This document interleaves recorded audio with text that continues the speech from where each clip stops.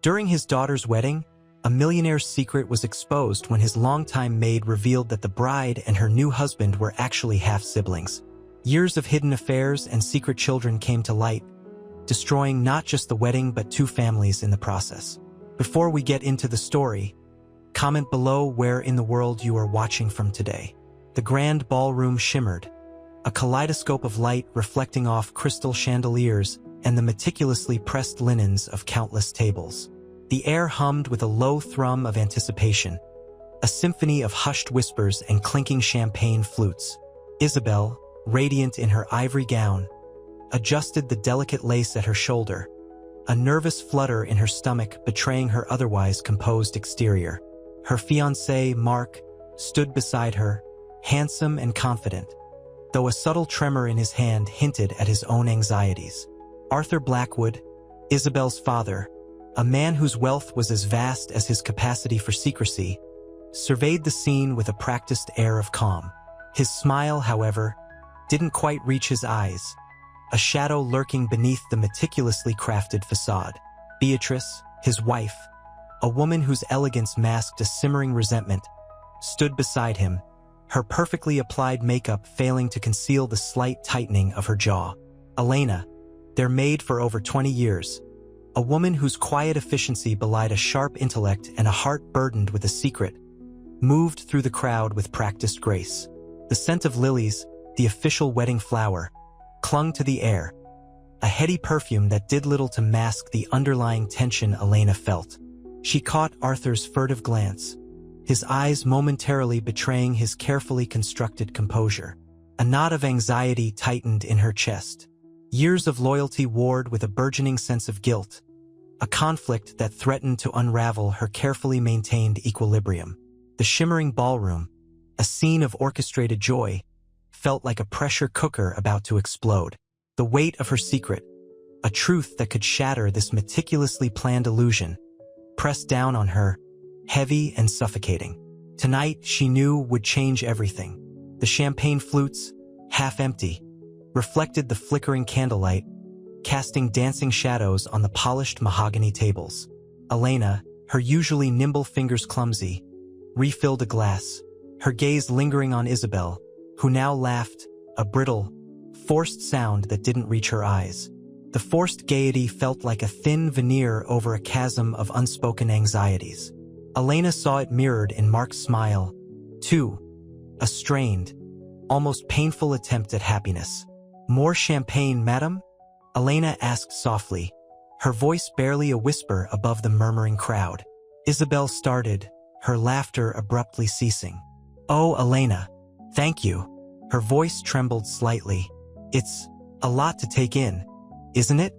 Elena nodded, her heart aching for the young woman. She knew what Isabel didn't, the shattering truth that would soon rip apart this meticulously crafted illusion of marital bliss. The weight of her secret pressed heavily on her chest, a suffocating burden. She longed to ease the young woman's worry but was bound by years of silent service and a loyalty that felt increasingly treacherous. Later, in a hushed corner of the ballroom, Arthur sought out Beatrice. His voice was low, laced with a nervous energy that belied his usual calm demeanor. "Everything all right, my dear?" He touched her arm, his touch stiff and formal. Beatrice withdrew from his touch as if burned. Her voice, usually soft and melodious, was hard and edged with frost. "All right, Arthur, are you truly oblivious? Or are you just incapable of seeing past your own selfish desires?" The words hung in the air, sharp and accusatory. His eyes darted nervously around the room. "Beatrice, this is not the time." "No, Arthur, this is precisely the time. Years of lies, of deceit. Years of me playing the role of the devoted wife while you sowed your wicked seed wherever your whims led you." Her voice cracked, the controlled fury threatening to spill over into unrestrained rage.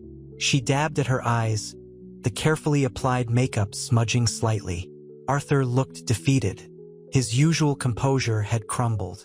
The carefully constructed facade of the successful millionaire, the loving husband, was cracking at the seams.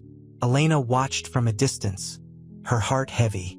The moment of revelation, of truth, felt closer than ever. The scent of lilies, once a symbol of celebration, now felt thick and cloying, a suffocating reminder of the impending storm. The ballroom, once a beacon of joy, now felt like a stage set for an impending tragedy. Tonight, the mask would fall. Tonight, the truth would be revealed. The ornate ballroom pulsed with a muted energy, the celebratory music a distant hum against the rising tide of unspoken anxieties. Elena, her hands trembling slightly, adjusted the silver candelabra on a nearby table, the polished surface reflecting her own worried face. The scent of lilies, heavy and sweet, clung to the air, a cloying perfume masking the growing tension. She watched Isabel and Mark, their forced smiles strained and brittle. The champagne bubbles seemed to mock their fragile happiness. Isabel's laughter, once bright and infectious, was now a thin, reedy sound, barely audible above the murmur of conversation. Mark's attempts at mirroring her gaiety felt stiff, unnatural, his eyes holding a haunted look that pierced Elena's heart. He caught her gaze, a flicker of something akin to fear crossing his features before he quickly looked away. A waiter stumbled, spilling a tray of champagne. The sudden crash shattered the uneasy calm, drawing hushed whispers and nervous glances. Arthur, his face pale under the carefully applied makeup, rushed to assist, his usual charm absent, replaced by a frantic energy. Beatrice, however, stood rigidly by, her eyes cold and distant, her gaze fixed on her husband with an intensity that sent shivers down Elena's spine. Arthur, Beatrice's voice, normally melodious, was brittle, laced with icy disdain. She spoke so quietly that only those closest could hear. "You are a coward." Arthur's hand froze mid-gesture, a glass of champagne trembling in his grasp. He turned, his face a mask of controlled panic. "Beatrice, please. Not now." His voice was a low plea, devoid of his usual authority. "Now is precisely the time, Arthur," Beatrice hissed, her voice barely a whisper yet carrying the weight of years of suppressed anger. "Tonight the truth will out, and when it does, your carefully constructed world will crumble." She turned her back on him, her shoulders stiff with a barely contained rage, leaving him standing alone amidst the shattered remnants of his perfect world. The scent of lilies intensified, suddenly suffocating, a chilling premonition of the storm about to break. The music seemed to falter, a discordant note in the symphony of impending disaster. Elena knew, with a certainty that chilled her to the bone, that the night was far from over. The mask was about to fall. The champagne flowed, a river of effervescence mirroring the supposed joy of the evening. Yet the bubbles felt brittle, mirroring the fragile happiness of the bride and groom. Isabel, radiant in her ivory gown, touched her cascading veil, a nervous gesture betraying the forced smile plastered on her face. Mark, beside her, offered a stiff, rehearsed grin, his eyes darting around the room, a trapped animal sensing the closing net. He subtly brushed his thumb against hers, a fleeting moment of comfort amidst the gathering storm. The weight of the unspoken hung heavy in the air, thick as the cloying scent of lilies. Elena, observing from a discreet corner, felt a tightening in her chest. The polished silverware, the crystal glasses, the opulent decor, all seemed to mock the growing unease that gnawed at her. Years of loyalty to the Blackwood family warred with her conscience, a silent battle raging within her heart. The faint tremor in her hands betrayed her inner turmoil. She watched Arthur, his face a carefully constructed mask of paternal pride, his movements stiff and unnatural. His hand, adorned with a heavy signet ring, trembled ever so slightly as he raised his glass for a toast.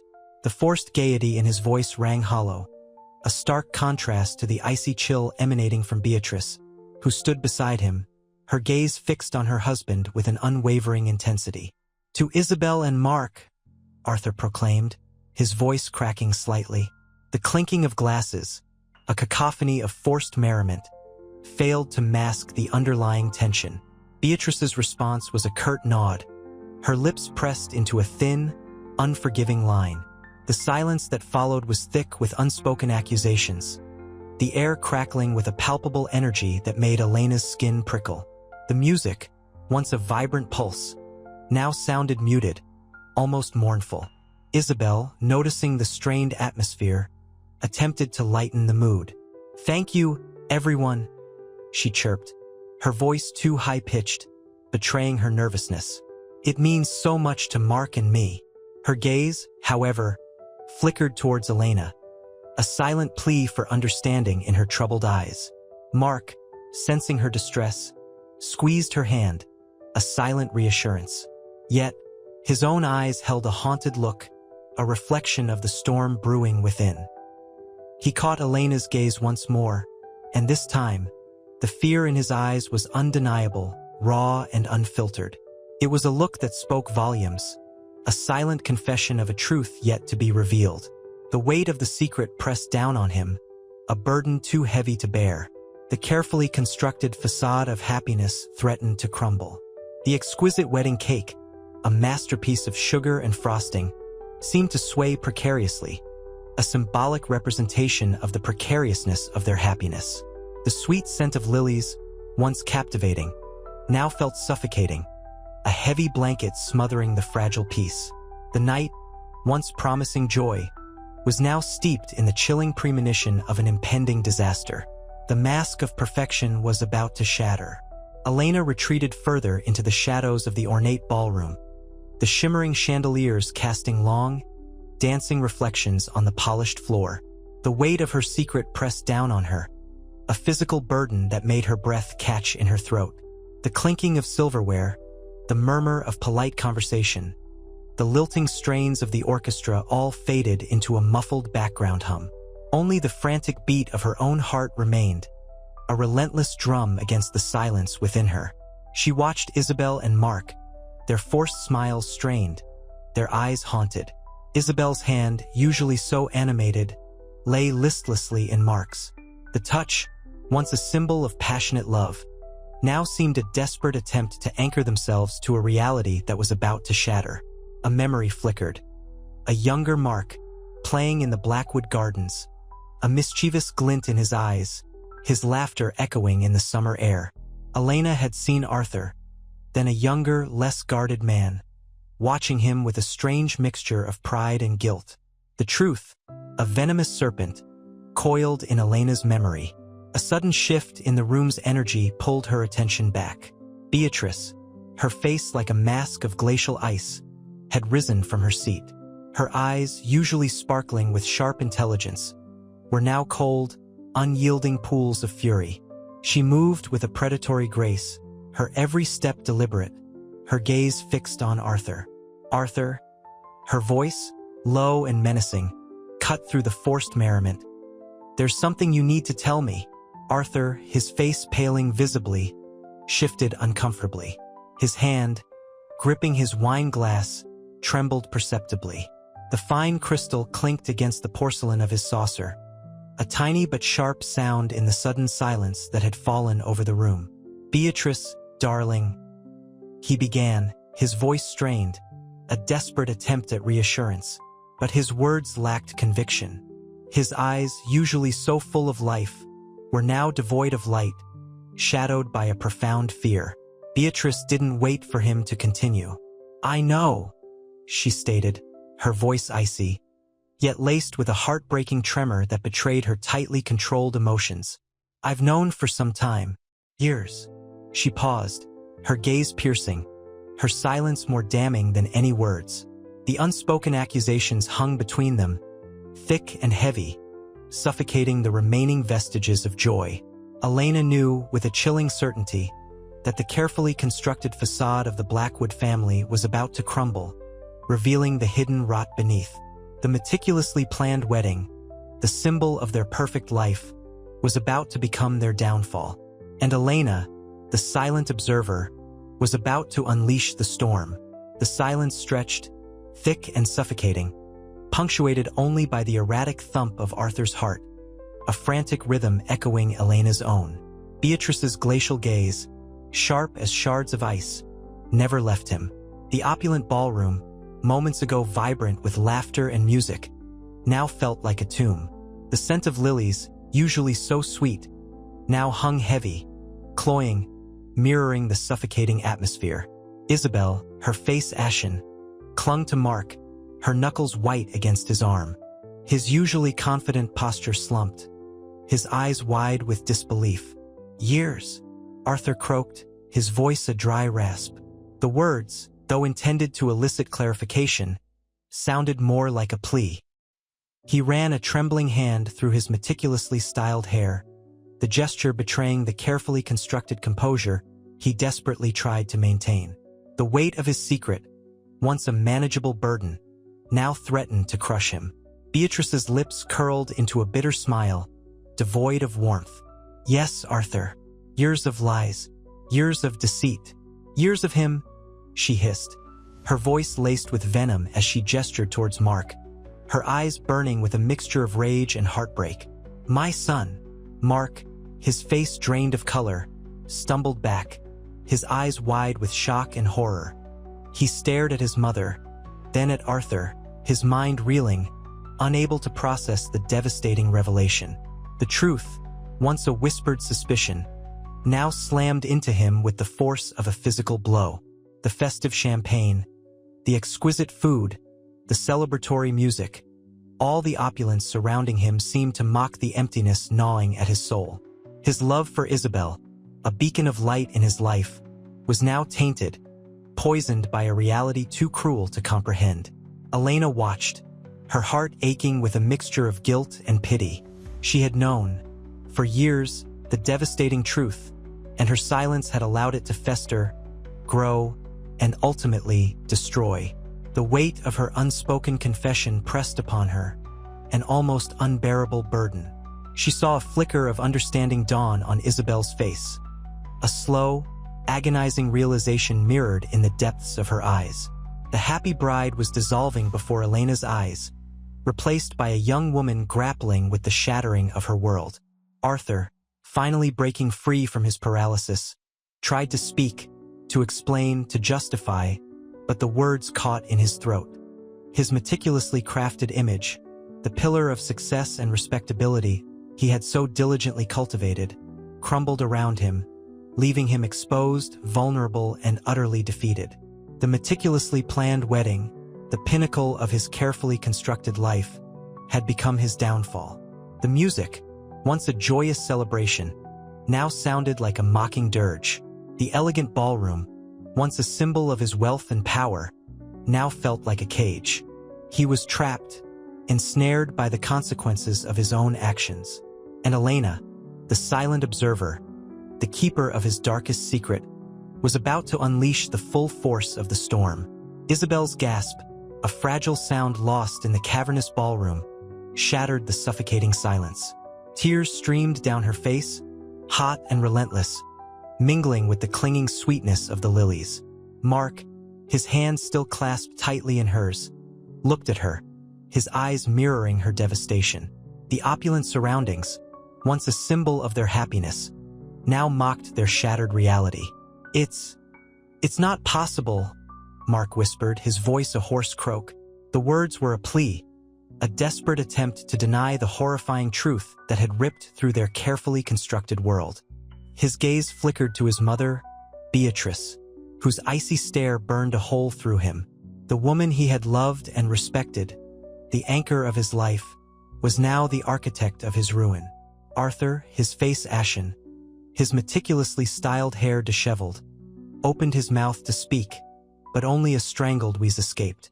The weight of his years of deception pressed down on him, suffocating him. The carefully constructed facade of his perfect life crumbled around him like a collapsing sandcastle. Elena, observing the unfolding catastrophe, felt a pang of guilt sharp enough to bring tears to her eyes. Years of silence, years of harboring this devastating secret, had led to this moment of utter destruction. She had been a silent accomplice, her loyalty twisted into a weapon of immense destruction. The opulent chandeliers seemed to mock her with their glittering indifference. The clinking of abandoned champagne glasses felt like a mocking symphony of failure. Beatrice, her face a mask of controlled fury, stepped forward, her every movement radiating icy resolve. "It's quite possible, Arthur," she said, her voice dripping with contempt.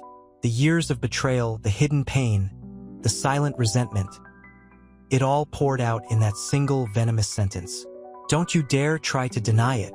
This wedding, this farce, is over."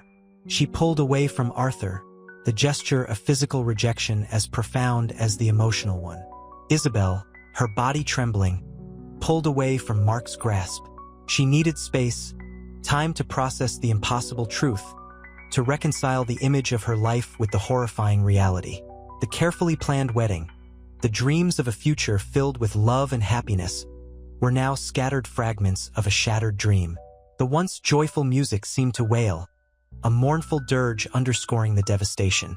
The scent of lilies, so vibrant moments before, now felt suffocating, heavy with the weight of unspoken sorrow. The weight of the revelation pressed down on them all, a crushing burden heavier than the vast wealth surrounding them. The ballroom, once alive with music and laughter, now echoed with a chilling silence. Crystal chandeliers, normally dazzling, seemed to weep icy tears in the dim light. Isabel stumbled back, her wedding dress, a pristine symbol of hope moments before, now a crumpled testament to her shattered dreams. The lilies, their cloying sweetness now suffocating, seemed to mock her with their fragile beauty. Mark reached for her, his face etched with a pain that mirrored her own. But she flinched away, the physical distance mirroring the chasm that had opened between them. The whispered accusations, the unspoken truths, hung heavy in the air, thicker than the scent of spilled champagne and crushed roses. This isn't real," Isabel choked out, her voice barely a breath. Her eyes, wide and unfocused, darted from Mark to her father, to her stepmother, finally settling on Elena, the silent observer, her face etched with a profound sadness. Arthur, his face a mask of controlled panic, attempted to speak, but only a strained cough escaped his lips. His meticulously crafted composure had crumbled, replaced by a raw, desperate vulnerability. He looked like a man drowning in a sea of his own making, the vastness of his wealth offering no solace. Beatrice, her expression a chilling mixture of fury and wounded pride, turned her icy gaze upon her husband.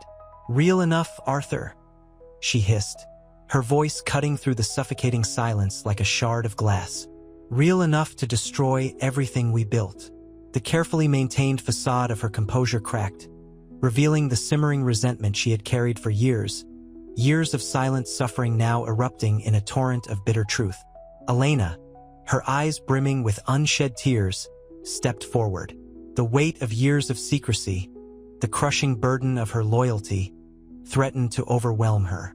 She had always served the Blackwood family, but today, she saw them, stripped bare, the weight of their actions crushing them, and a small part of her, long buried, felt a flicker of understanding. It wasn't just a wedding that had fallen apart. It was two families, fractured beyond repair. The glittering opulence of the ballroom seemed to mock this profound destruction. The contrast was stark and painful. The realization settled in her heart, heavy and inescapable. This was the price of years of silence, a devastating cost. The silence stretched, heavy and suffocating, broken only by the occasional sob from Isabel, the sharp intake of breath from Mark, and the quiet, relentless drip of a champagne glass, its contents long abandoned. The weight of the revelation pressed down on them, a crushing burden heavier than the vast wealth surrounding them, a weight that promised a long and painful reckoning. The future, once bright with promise, now lay shrouded in uncertainty, a landscape scarred by betrayal and heartbreak. The air hung heavy with the scent of lilies and unspoken accusations. Isabel's sobs were a fragile counterpoint to the shattered crystal of a dropped champagne flute. Mark knelt beside her, his hand outstretched, but she recoiled, her eyes wide with a pain that went beyond heartbreak. It was the shock of a betrayed innocence. The opulent ballroom, moments before a scene of joyous celebration, now felt like a gilded cage, trapping them in the wreckage of their lives. It can't be true," Mark whispered, his voice raw with disbelief. His eyes, usually sparkling with mischief, were clouded with a deep, agonizing confusion. He looked at Isabel, then at her father, a silent plea for understanding in his gaze. Arthur, his face ashen, could only stare, his carefully constructed world crumbling around him. The weight of his decades of lies pressed down on him, heavier than any burden of wealth. Elena, standing in the periphery, watched them. The years of silent observation had given her a keen understanding of the Blackwood family, their strengths and, more significantly, their devastating flaws. She saw the carefully constructed facade shatter, revealing the raw wounds beneath. The shimmering ballroom, with its polished floors and glittering chandeliers, mocked their devastation, the contrast almost cruelly stark. A wave of nausea washed over Elena. This wasn't merely a scandalous revelation. It was the systematic destruction of two families, a testament to the insidious nature of secrets and the corrosive power of hidden truths. Her own loyalty, once a steadfast guiding principle, now felt like a betrayal. She had protected these secrets, shielded them from the truth, but in doing so had inadvertently fueled the fire of their destruction. Beatrice, her face a mask of glacial fury, rose to her feet. Her usually elegant posture was rigid, her eyes blazing with a cold fire. The expensive silk of her gown seemed to amplify the tremors of her rage. "You," she hissed, her voice cutting through the stunned silence, her gaze fixed on Arthur. "You have ruined everything." The years of unspoken resentments, the hidden sacrifices, the simmering anger, all exploded in that one, icy accusation. The carefully crafted illusion of a perfect family had imploded, leaving behind only the bitter shards of reality. Isabel, finally pulling herself together, pushed Mark away gently. The look in her eyes was one Elena would never forget, a chilling blend of profound sorrow, disillusionment, and a nascent understanding of the depths of her father's deception. The wedding, once a symbol of hope and promise, had become a stark reminder of the profound betrayals that could fracture even the most seemingly perfect of lives. The future, once bright with possibilities, was now plunged into a darkness as absolute as the silence that now filled the opulent, yet suddenly desolate, ballroom. The silence that followed Beatrice's accusation hung heavy, thick as the scent of lilies now tinged with the metallic tang of fear. Crystal shards crunched underfoot, a brittle echo of the shattering family. Isabel, her face pale and drawn, stumbled towards the French doors leading to the manicured gardens, the cool night air a stark contrast to the stifling heat of the ballroom's betrayal. Mark followed, his hand hesitantly reaching for hers, only to withdraw as she flinched. "I don't understand," Mark whispered, his voice barely audible above the suppressed sobs that escaped Isabel's lips. How could this be?" His words were laced with the raw agony of a broken trust, the confusion twisting his handsome face into a mask of pain. He looked at Arthur, his eyes pleading, seeking an explanation, a lifeline in the wreckage of their shared future. Arthur remained frozen, a statue carved from grief and regret. The carefully cultivated mask of affluence and composure had crumbled, revealing the hollow shell beneath. His eyes, usually twinkling with shrewd intelligence, were dull with the weight of his deception. He opened his mouth to speak, to offer some explanation, some justification, but no words came. The years of carefully constructed lies had choked him, leaving him speechless, incapable of mending the damage. Elena watched them, a silent observer in the periphery, the stark white of her uniform a stark contrast to the vibrant chaos around her. She felt a strange detachment, a cold clinical observation of the unfolding tragedy. Years of unspoken secrets, years of shielding the Blackwood family from the consequences of their actions, had left her emotionally drained.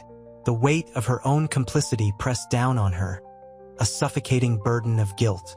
The opulent ballroom, once a symbol of celebration, now felt like a mausoleum, a silent testament to the destruction she had inadvertently helped create. Beatrice, her rage still simmering, turned her icy gaze upon Elena. The years of unspoken resentment, fueled by her husband's infidelity and hidden child, exploded into a torrent of vitriol. "And you?" she spat, her voice dripping with venom. You knew all along. Her accusation was a blow, but Elena stood firm, her gaze unwavering, her expression a stoic mask of quiet sorrow.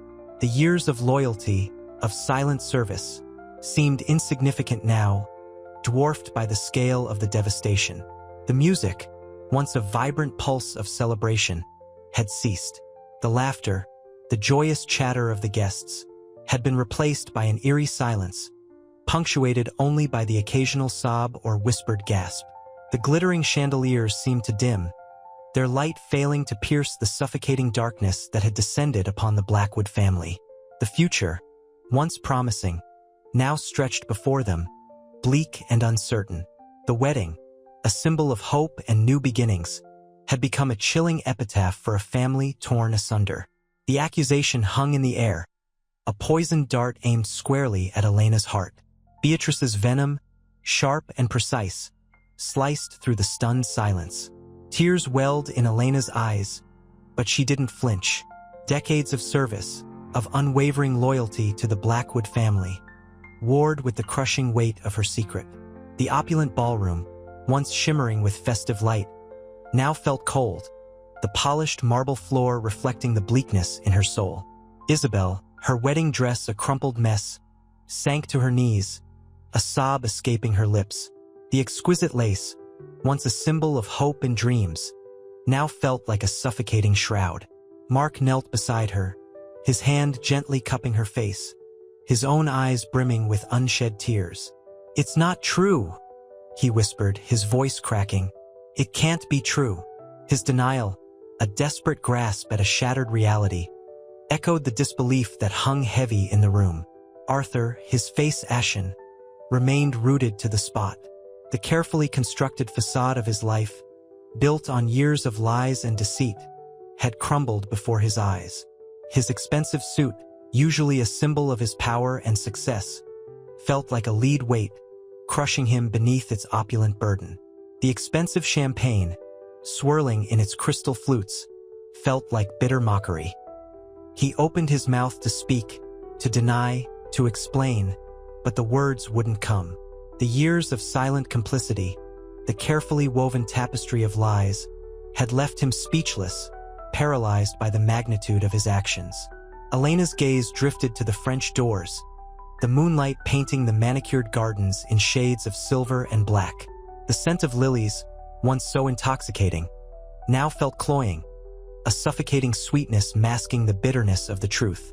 She remembered a younger Arthur, vibrant and full of life, before the years of hidden affairs and secret children had etched lines of weariness onto his face. She remembered Mark's mother, a woman of quiet beauty, her laughter echoing in the hallways of this very house. The memories, once cherished, now felt like shards of glass, piercing her heart. "It's true," Elena finally whispered, her voice barely a breath. The admission, though agonizing, felt like a release. The weight of her silence, the burden of her loyalty, had become unbearable. She looked at Isabel and Mark, their faces etched with pain, and a fresh wave of sorrow washed over her. Their pain, their shattered dreams, were a testament to Arthur's callous disregard for others, a stark reflection of the moral bankruptcy that had underpinned his life. The silence that followed was profound, broken only by the soft weeping of Isabel and the labored breathing of Arthur. The grand ballroom, once vibrant with life and laughter, had become a tomb for their shattered hopes and dreams, a chilling testament to the devastating consequences of hidden secrets and broken trust. The weight of their collective despair hung heavy in the air, thick and suffocating, a prelude to the storm that was yet to come.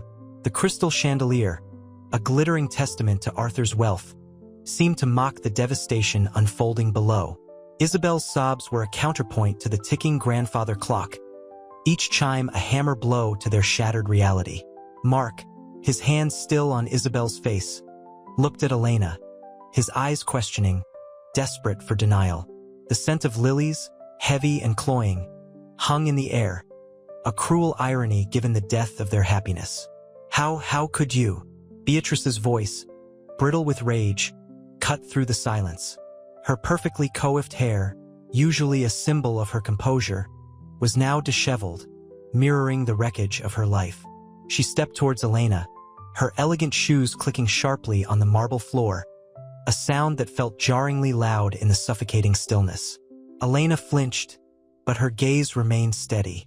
The years etched onto her face, lines of worry and quiet resignation, spoke volumes. "I couldn't watch it happen, Beatrice," she whispered, her voice thick with emotion. "It was wrong. It was cruel."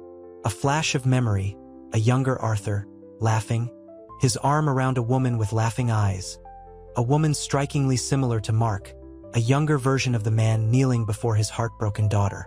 The memory was sharp, precise, a bitter taste on Elena's tongue. This was a cruel truth, one that had poisoned her life for years, a secret she'd carried like a heavy stone. Arthur finally spoke, his voice a low groan. "It was a mistake, a youthful indiscretion. It means nothing now." His words, clumsy and unconvincing, were lost in the echoing silence. The weight of his denial felt heavier than the opulent surroundings, suffocating him in the very opulence he'd craved. Isabel, amidst her sobs, looked up at her father, a mixture of confusion, betrayal, and grief twisting her face. "A mistake?" she choked out, her voice laced with pain. "You destroyed my life, father. You destroyed Mark's." The weight of his actions settled heavily upon Arthur, a physical burden. He looked at his daughter, his wife, his soon-to-be son-in-law, their faces pale with shock and betrayal, and felt the coldness creep into his heart. The meticulously planned wedding, the symbol of his family's perfect image, was now nothing more than a cruel mockery. He traded love and honesty for material success, and now he was left with nothing but the bitter consequences. The opulent ballroom, once a symbol of his triumph, now felt like a gilded cage, trapping him in his own self-made despair. The silence stretched, thick and suffocating, broken only by Isabel's ragged breaths. The scent of lilies, once fragrant, now felt cloying, a sickly sweet reminder of the shattered promises. Crystals from the chandelier glittered like fallen tears, reflecting the devastation in the faces gathered around the wreckage of the wedding. Mark, his face etched with disbelief and heartbreak, knelt beside Isabel, his hand gently stroking her hair. His eyes, usually bright and full of life, were clouded with a profound sadness that mirrored the chill spreading through the opulent ballroom. Beatrice, her perfectly sculpted composure unraveling, stood rigid, a statue of betrayed fury. Her carefully constructed world, built on Arthur's wealth and their carefully maintained facade, was crumbling around her. The polished marble floor felt cold beneath her bare feet, a stark contrast to the burning rage simmering within. She stared at Elena, her gaze intense, accusing. "You knew," Beatrice hissed, her voice a venomous whisper that sliced through the stunned silence. "You knew all along and you let it happen." Elena, her face etched with years of unspoken burdens, met Beatrice's gaze without flinching. The tremor in her voice betrayed her fear, but her resolve held firm. "I tried, Beatrice," she whispered, her voice hoarse with emotion. "I tried to warn him, but—" She trailed off, unable to articulate the years of silent pleading, the countless times she'd watched Arthur make his choices that had irrevocably altered the course of so many lives. Arthur, his face pale and drawn, remained silent, the weight of his actions pressing down on him like a physical burden. His carefully constructed world of wealth and power offered no solace, no escape from the consequences of his choices. He watched his family, his carefully curated life, disintegrating before his eyes, the opulence of his surroundings mocking his despair. The glittering ballroom felt like a gilded cage, trapping him in his own self-made ruin. A single tear traced a path down Isabel's cheek, leaving a glistening trail through her carefully applied makeup. The carefully planned wedding, the culmination of years of dreams, had dissolved into a bitter nightmare. The beautiful dress, the elegant flowers, the celebratory music, all rendered meaningless by the devastating truth. The future she had envisioned, a future she'd shared with Mark, was now nothing more than ashes. The grandfather clock chimed, each toll a stark reminder of the irretrievable time lost, the irreversible damage done. The heavy silence returned, heavy with unspoken accusations, unspoken grief, the unspoken weight of shattered dreams. The opulent setting, once a symbol of success, now stood as a stark monument to the devastating consequences of a life built on lies. A low moan escaped Isabel's lips, a sound swallowed by the opulent silence of the ballroom.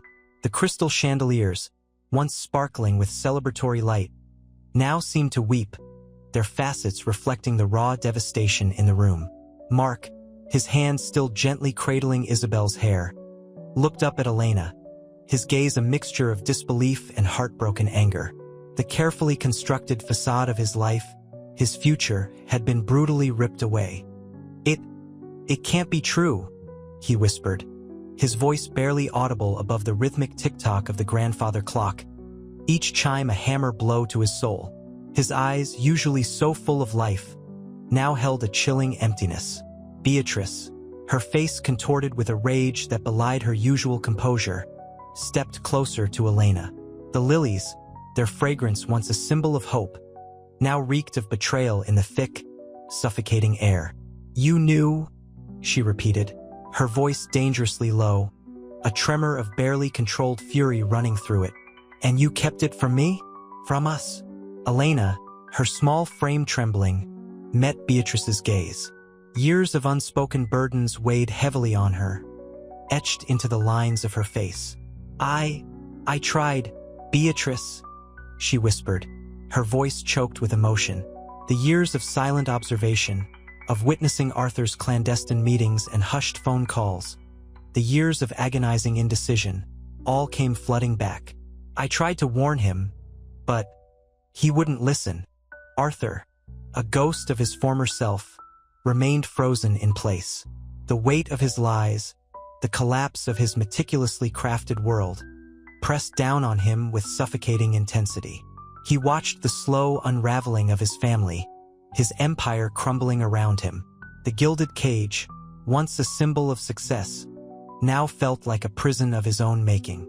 The luxurious surroundings, the plush carpets, the shimmering fabrics, the priceless artwork offered no comfort, only a stark reminder of the price of his deceit.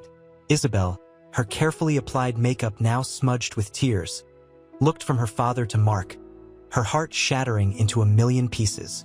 The dreams they'd shared, the future they'd envisioned, evaporated like morning mist. The once bright promise of their future was now shrouded in the harsh light of a devastating truth, a truth that had ripped their world apart.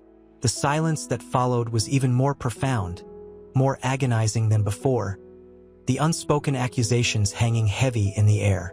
The opulent ballroom, once the setting for a joyous celebration, was now a tomb of shattered hopes and broken dreams. The grandfather clock's chime, a relentless hammer against the stunned silence, echoed the throbbing in Beatrice's temples. Her carefully constructed composure, the mask she'd worn for decades, cracked, revealing the raw fury beneath. The scent of lilies, once sweet and promising, now felt cloying, a suffocating reminder of the poisoned bloom of her marriage. She stared at Elena, the woman who had served her family for years, now the architect of their ruin, her eyes blazing with a cold, accusatory light. The opulent ballroom, once a stage for her daughter's happiness, had transformed into a suffocating chamber of betrayal. "You knew?" Beatrice repeated, her voice a low growl, each syllable a viper's strike. She took a shaky step closer, the silk of her gown rustling, a jarring sound in the oppressive quiet. "All those years, you saw everything, and you said nothing?" Elena's small frame trembled. The weight of her secret, the burden she'd carried for so long, pressed down on her, a physical weight that threatened to crush her. She opened her mouth to speak, but only a choked sob escaped. Tears streamed down her wrinkled face, mingling with the remnants of her carefully applied makeup. The years of silent observation, the agonizing internal conflict, the crushing weight of loyalty warring with conscience. It all spilled over in a torrent of grief. Mark, his hand still gently cradling Isabel's hair, watched the confrontation unfold, his face a mask of disbelief and dawning horror, the carefully constructed fantasy of his future. His love for Isabel crumbled into dust before his eyes. He felt a cold dread settle deep in his stomach, a chilling certainty that his life would never be the same. The sparkling champagne flutes, symbols of celebration moments before, now looked like mocking reminders of his shattered dreams. Arthur, his face ashen, remained frozen, a statue carved from guilt and despair. He watched his family, his world, disintegrate piece by piece, the opulent trappings of his wealth offering no solace, only a stark reminder of his deceit. The rich fabrics, the gleaming silverware, the priceless artwork, all felt like suffocating symbols of his failure, his lies. Isabel, her wedding dress now a symbol of broken vows, stirred slightly. Her eyes, swollen and red-rimmed, drifted from her father to Mark, her breath's shallow gasps of pain. The world she knew, the future she had envisioned, had vanished, leaving behind only a devastating emptiness. The carefully crafted illusion of her perfect life shattered into 1,000 pieces, leaving her exposed to the bitter reality of her parents' secret. The bitter taste of betrayal clung to the air, thick and suffocating. The joyous music, the laughter, the celebratory toasts, all were distant memories, replaced by the stark reality of a life irrevocably altered. The weight of the revelation settled heavily upon her, a crushing burden she couldn't comprehend. The crystal chandelier cast long, distorted shadows across the faces of the guests, their expressions ranging from stunned silence to horrified whispers. A low hum of disquiet replaced the earlier celebratory buzz. Beatrice's sharp intake of breath shattered the tense quiet. "So," she hissed, her voice dangerously low, a stark contrast to the opulence surrounding them. "This is your loyalty, Elena? This is how you repay years of kindness?" Elena, her hands clasped tightly in her lap, trembled. The weight of her secret, a burden she'd carried for decades, felt heavier than ever. She looked at Isabel, her face pale and drawn, her wedding dress a stark white against the darkening shadows of the room.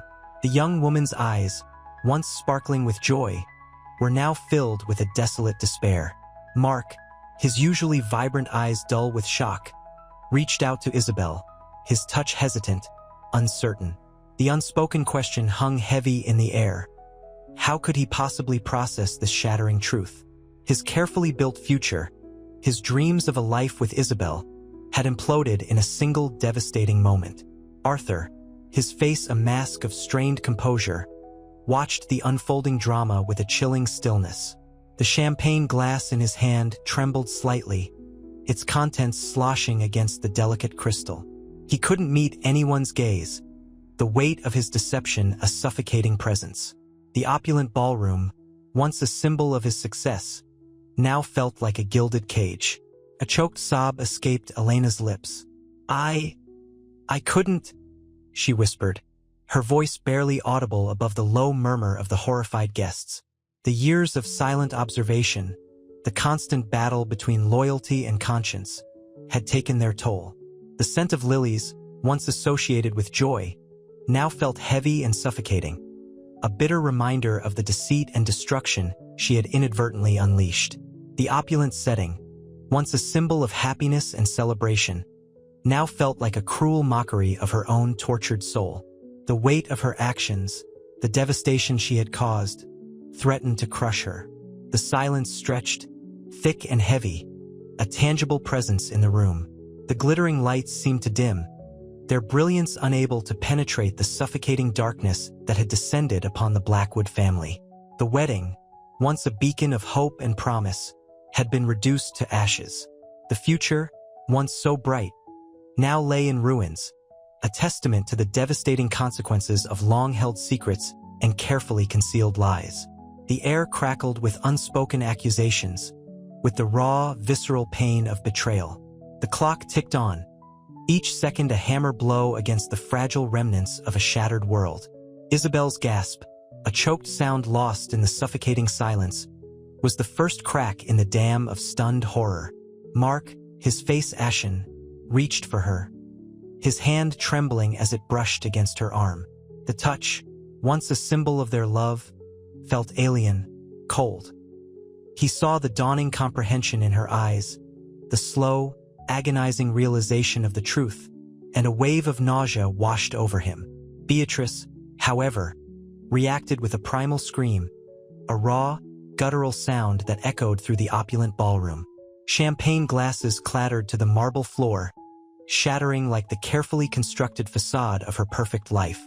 Her eyes, blazing with fury, locked onto Arthur's. "You!" she shrieked, her voice laced with venom. "You monster!" The words hung in the air, heavy with years of unspoken resentments, of hidden betrayals. The carefully manicured elegance of her appearance dissolved, replaced by a wild, untamed grief. Arthur, his face a mask of controlled panic, tried to speak, to offer some explanation, some feeble attempt at damage control. But the words caught in his throat. The weight of his lies, the years of deceit, pressed down on him with crushing force. The expensive suit he wore felt suddenly suffocating, a gilded cage trapping him in the consequences of his actions. He saw the horrified expressions of his guests, their faces a kaleidoscope of pity, disgust, and disbelief. The festive music, once so vibrant, now felt like a mocking reminder of the joyous occasion that had been irrevocably destroyed. Elena, watching the unraveling of the carefully constructed lives she had helped maintain, felt a surge of guilt and a chilling sense of foreboding. The relief she'd initially felt at finally revealing the truth was quickly replaced by a crushing weight of responsibility. The sparkling crystal chandelier, once a symbol of Arthur's wealth and power, now seemed to mock her, its brilliance a stark contrast to the darkness that had descended upon the room. The scent of lilies, once sweet and delicate, now felt cloying, heavy with the bitter aroma of betrayal. The opulent ballroom, once filled with laughter and joy, was now a mausoleum of shattered dreams. The air, thick with the scent of spilled champagne and the unspoken accusations, crackled with a palpable tension. This was not the joyous celebration she had envisioned. This was a scene of utter devastation, a tragic testament to the destructive power of secrets. The wedding, now a ruin, served as a stark reminder of the irreversible damage caused by years of lies and concealed truths. Isabel stumbled back, her hand flying to her mouth, silencing the gasp that threatened to escape. The opulent ballroom, moments before a scene of glittering celebration, now felt like a suffocating cage. The scent of lilies, once fragrant and celebratory, now clung to the air, heavy and cloying, mirroring the weight of the revelation. Mark, his face drained of color, reached for her, but she flinched away. The touch that once comforted now felt like a brand. It can't be true," Mark whispered, his voice barely audible above the stunned silence. His eyes, usually sparkling with mirth, were clouded with a profound despair. The champagne flutes, scattered across the marble floor like fallen stars, reflected the shattered fragments of their future. Beatrice, however, was not consumed by quiet despair. Her shriek, raw and guttural, ripped through the stunned silence. "Liar!" she roared, her voice a weapon, slicing through the air. "All of you are liars." She pointed a trembling finger at Arthur, her eyes burning with a fury that consumed her entire being. The carefully constructed facade of her perfect life crumbled before their eyes, replaced by a storm of rage and betrayal. The exquisite gown she wore, once a symbol of elegance, seemed to hang loosely on her frame, as if the very fabric of her being had been ripped apart. Arthur, his face a mask of controlled panic, tried to interject, but the words died in his throat. His carefully cultivated composure fractured, revealing the trembling fear beneath. The expensive suit, a symbol of his wealth and power, felt like a suffocating straitjacket. The weight of his decades-long deception pressed down on him, a crushing burden he could no longer bear. He watched, paralyzed, as his carefully constructed world imploded. Elena, observing the wreckage she had inadvertently caused, felt a wave of overwhelming guilt. The relief she'd felt moments before was swiftly replaced by a chilling sense of responsibility. She'd exposed a truth, but the consequences were far greater than she'd ever anticipated. The glittering chandelier, once a symbol of Arthur's wealth, now seemed to mock her, its brilliance highlighting the darkness that had descended. The joyous occasion had transformed into a scene of utter devastation, a testament to the destructive power of hidden truths. The wedding, once a dream, was now a ruin, a stark monument to the irreversible damage wrought by years of deceit. The weight of it all pressed upon her, heavy and suffocating. The silence, broken only by Beatrice's ragged sobs and the occasional choked gasp from Isabel and Mark, felt as dense and suffocating as the overwhelming guilt that constricted her chest. The once celebratory atmosphere had transformed into a chilling tableau of shattered dreams. The crystal chandelier, now a mocking symbol of Arthur's fallen empire, cast long, distorted shadows across the ballroom. Guests, their faces a mixture of shock and horrified fascination, milled about like ghosts, their elegant attire suddenly looking out of place amidst the wreckage of shattered dreams. Whispers, hushed and fearful, slithered through the room, a venomous undercurrent to the stunned silence. Isabel, her wedding dress now crumpled and stained with tears, sank onto a gilded chair, her body trembling. Mark knelt beside her, his hand hovering over hers, but he didn't touch. The unspoken question hung heavy between them. How could they possibly rebuild their lives from this rubble? I don't understand, Isabel whispered, her voice barely audible, each word laced with disbelief and a burgeoning sense of betrayal. Her gaze, vacant and lost, drifted towards her father, standing rigid and alone, a statue carved from guilt and despair. Beatrice, still reeling from the revelation, paced the room like a caged animal. Her elegant composure, painstakingly cultivated over years, had completely vanished, replaced by a furious energy that crackled in the air. She stopped before Arthur, her voice raw with pain and rage. "You monster!" she hissed, the word dripping with venom. All these years, all this deceit. A single tear, hot and furious, traced a path down her cheek, a stark contrast to the burning anger in her eyes. Arthur, his face ashen and drawn, made a futile attempt to speak, but only a strangled sound escaped his lips. His carefully constructed persona, built on wealth and power, had crumbled, leaving behind a broken and terrified man. The weight of his actions pressed down on him, crushing him under the weight of his decades-long lies. He looked at his daughter, at his wife, at the wreckage of his life, and a low, guttural sob finally escaped. The carefully constructed facade of his life shattered, leaving only the bitter taste of regret. Elena, watching the devastation unfold, felt a cold dread creep into her heart. The relief she'd felt moments before had evaporated, replaced by a deep, gnawing guilt. She had exposed the truth, but the price was far steeper than she could have ever imagined. The opulent ballroom, once a symbol of Arthur's success, now felt like a tomb, suffocating her with the weight of her unintended consequences.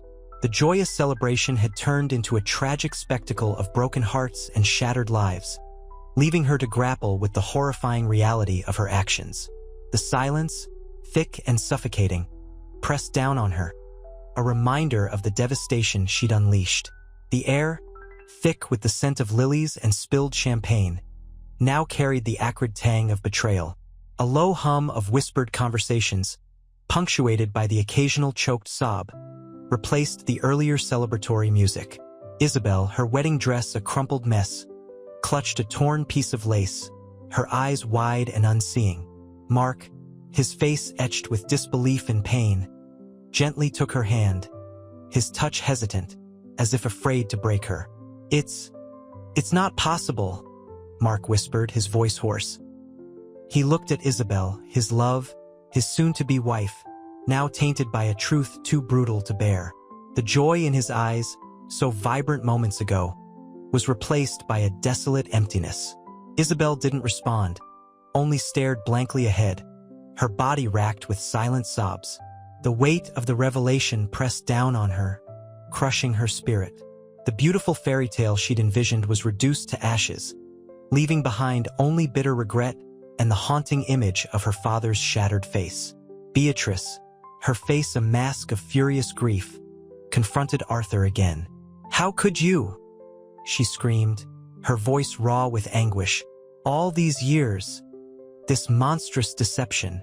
She lashed out, her words like blows, each one a fresh wound on Arthur's already bleeding soul. The diamonds on her fingers flashed cruelly in the harsh ballroom lighting, mimicking the sharp edges of her despair. She pushed him, a frail but determined push, then stumbled backward, her carefully constructed composure finally cracking under the weight of her betrayal. Arthur, defeated and broken, could only offer a silent, tearful apology. His wealth, his power meant nothing now. They were powerless against the avalanche of his own making. The weight of his decades of lies, his selfish desires, crashed down on him, leaving him trembling and broken.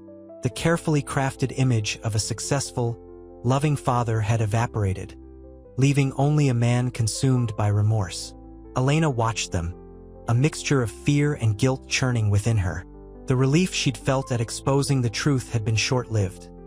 Now, the magnitude of the devastation she'd caused pressed upon her like a physical weight. She had struck a blow to destroy a carefully built world, but in doing so had inadvertently destroyed innocent lives. The silence of the ballroom, the shattered dreams of those around her, were a stark reminder of the unintended consequences of her actions.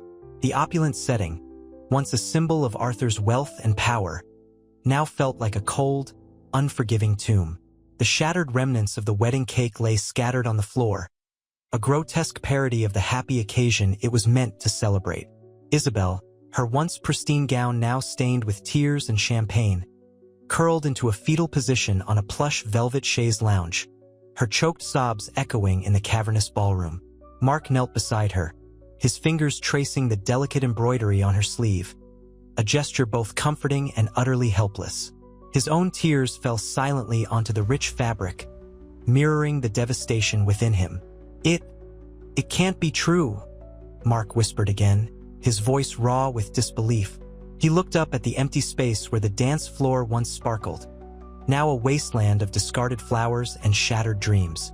The weight of the revelation pressed down on him, a crushing burden that threatened to suffocate him. He was losing not just his bride, but the very foundation of his identity, his family, his past. Isabel, her face buried in her hands, offered no response. The opulent ballroom, once a symbol of Arthur's wealth and power, felt like a cold, sterile prison, trapping her in a nightmare she couldn't wake from. The glittering chandeliers seemed to mock her grief, their light harsh and unforgiving. The air, thick with the scent of lilies and despair, felt heavy, suffocating. Elena, watching from the shadows, felt a surge of guilt. The relief she'd felt at revealing the truth was now overshadowed by the overwhelming destruction she'd wrought. Her loyalty to Arthur, her fear of Beatrice's wrath. All those emotions seemed insignificant now, dwarfed by the scale of heartbreak she'd unleashed. The silence of the ballroom, punctuated only by Isabel's sobs, was a deafening testament to the irrevocable damage she had inflicted. Beatrice, her face contorted with a mixture of fury and grief, stood rigid, a statue of betrayed womanhood. Her elegant gown, once a symbol of her perfect world, now seemed to hang loosely on her frame, mirroring the disintegration of her carefully constructed life. The diamonds on her fingers glittered cruelly, catching the dim light, emphasizing the sharp lines of her despair. She stared at Arthur, her husband, a stranger now, his face etched with a remorse so profound it was almost palpable. The years of deception, the betrayal, it all crashed down on her, leaving her reeling, lost in a sea of bitterness and hurt. The silence stretched, a tense and agonizing pause before the next wave of the storm. The suffocating silence finally cracked. Beatrice, her voice a brittle whisper barely audible above Isabel's sobs, spoke. "Arthur," she said, each syllable laced with venom. How could you?" Her gaze, once filled with adoration, now burned with a searing intensity that could melt steel. Arthur, his face ashen, remained motionless, his shoulders slumped under the weight of his deceit. The scent of lilies, once a symbol of purity, now felt cloying, suffocating, mirroring the heaviness in the air. Mark, still kneeling beside Isabel, looked up, his eyes red-rimmed and swollen. He rose slowly, his movements stiff and deliberate, like a man emerging from a nightmare.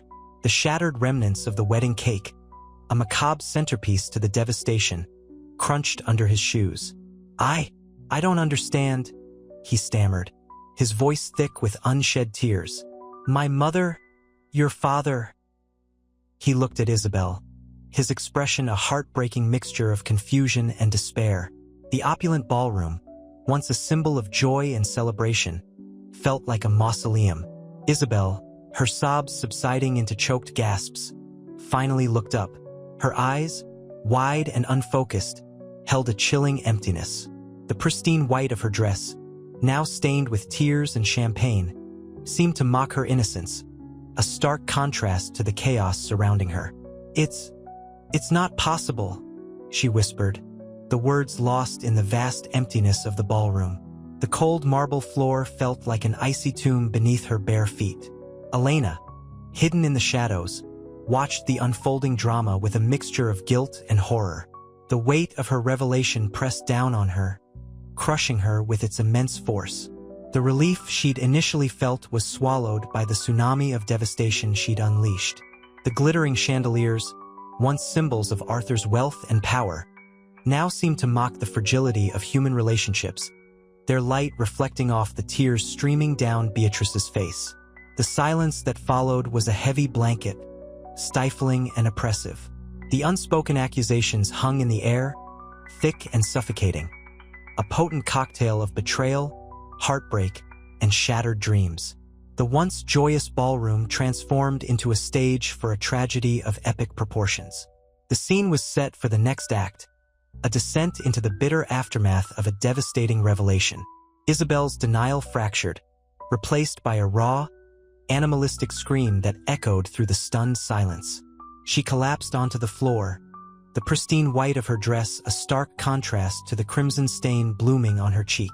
Mark knelt beside her, his hands hovering uncertainly, unable to touch the devastation he witnessed. The glittering ballroom, once a beacon of joy, now felt cold and oppressive, the air thick with the scent of lilies and spilled champagne. No, it can't be true," she sobbed, her voice choked with disbelief. The words were a desperate plea, a rejection of the harsh reality laid bare by Elena's confession. Mark's face was a mask of anguish, his eyes mirroring the storm raging within Isabel. He pulled her gently into his arms, whispering words of comfort that sounded hollow even to his own ears. Their embrace was a fragile shield against the onslaught of betrayal, a desperate attempt to hold onto something real amidst the ruins of their dreams. Beatrice, her face a mask of icy fury, rose slowly from her chair, her gaze locked on Arthur. The years of carefully constructed perfection crumbled around her, leaving behind only the bitter taste of deceit. She moved with a terrifying grace, her steps measured and precise, like a predator stalking its prey. The diamonds glittering on her neck seemed to mock the shattering of her illusions. "You monster!" she hissed, her voice dripping with contempt. The word hung in the air, sharp and unforgiving, a perfect reflection of her lacerated heart. Arthur flinched, but remained rooted to the spot, the weight of his lies crushing him. He opened his mouth to speak, to offer some form of explanation, but no words came.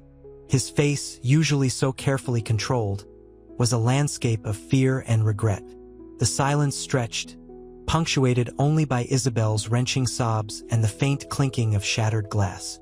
The opulent ballroom, once a symbol of Arthur's wealth and power, now felt like a cage, trapping him in the web of his own making. The weight of his actions pressed down on him, a suffocating burden he could no longer bear.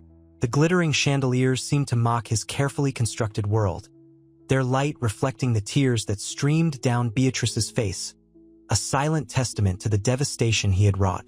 The room spun, the opulent decor blurring into a nauseating haze. His carefully crafted life, his empire, was crumbling around him, brick by agonizing brick. He was exposed, naked, and utterly alone. Mark cradled Isabel, her body shuddering with silent sobs.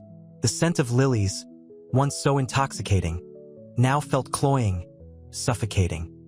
He felt the dampness of her tears on his shirt, a stark contrast to the stiff formality of his own attire. He whispered meaningless reassurances, his voice a tremor in the echoing silence. The champagne flutes, scattered across the polished floor like fallen stars, reflected the fractured image of their shattered dreams. "It's not true," Mark murmured, the words barely audible above the rhythmic thump of his own heart.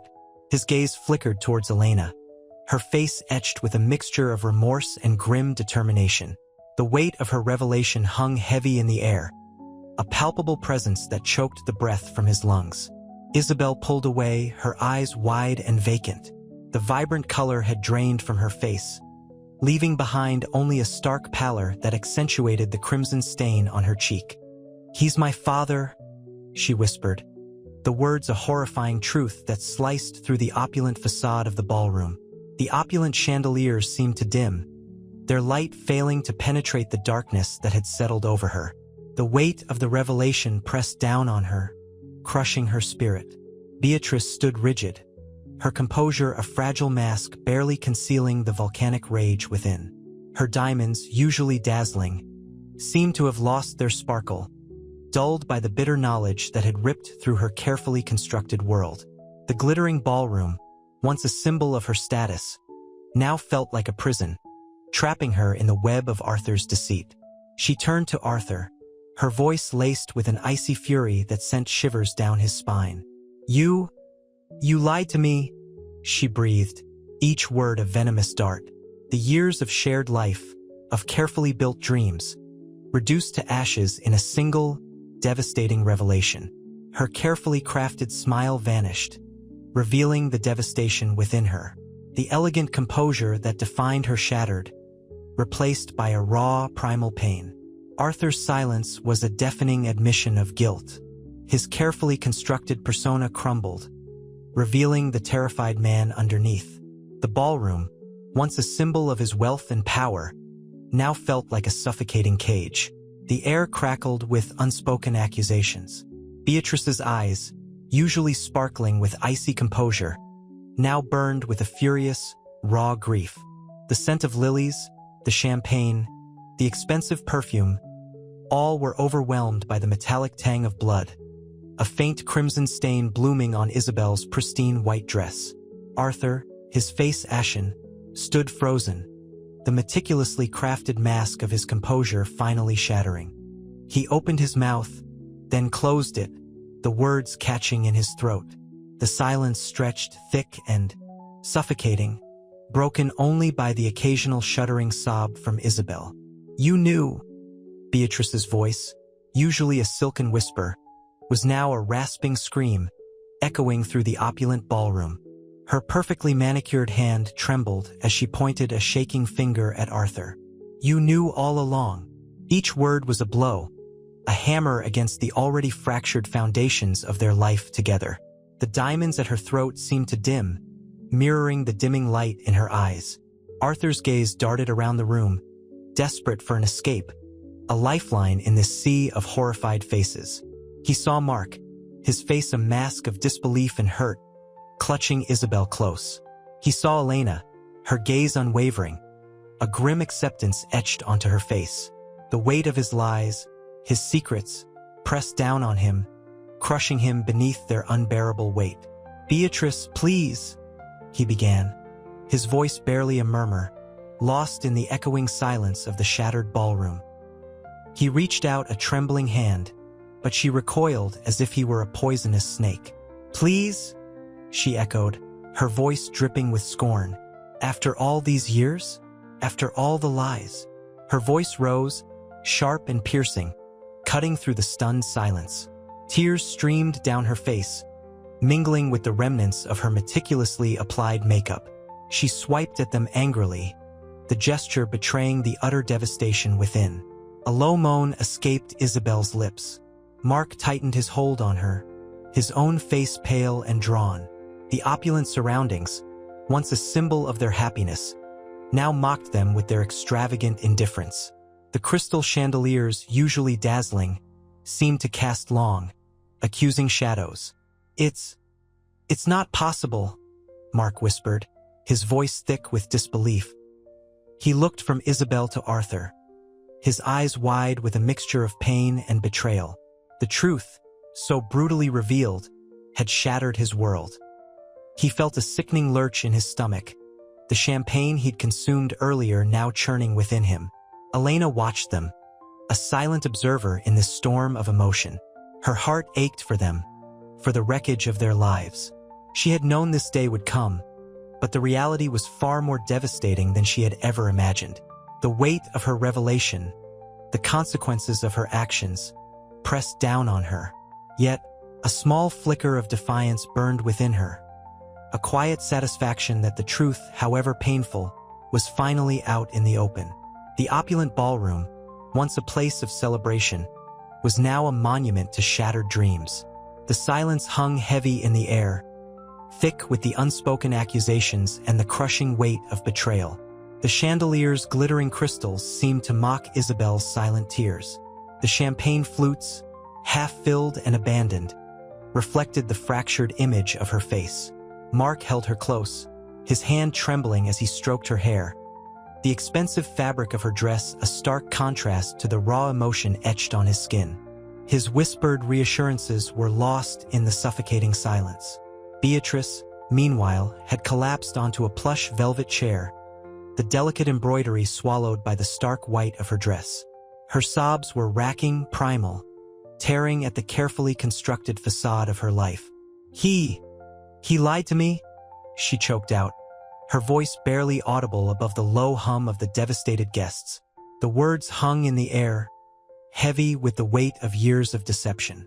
Arthur, his face a mask of desperate pleading, attempted to approach Beatrice, but her eyes, ablaze with fury, stopped him dead in his tracks.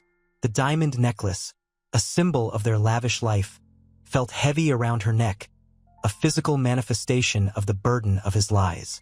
Elena, observing the unfolding tragedy, felt a wave of exhaustion wash over her.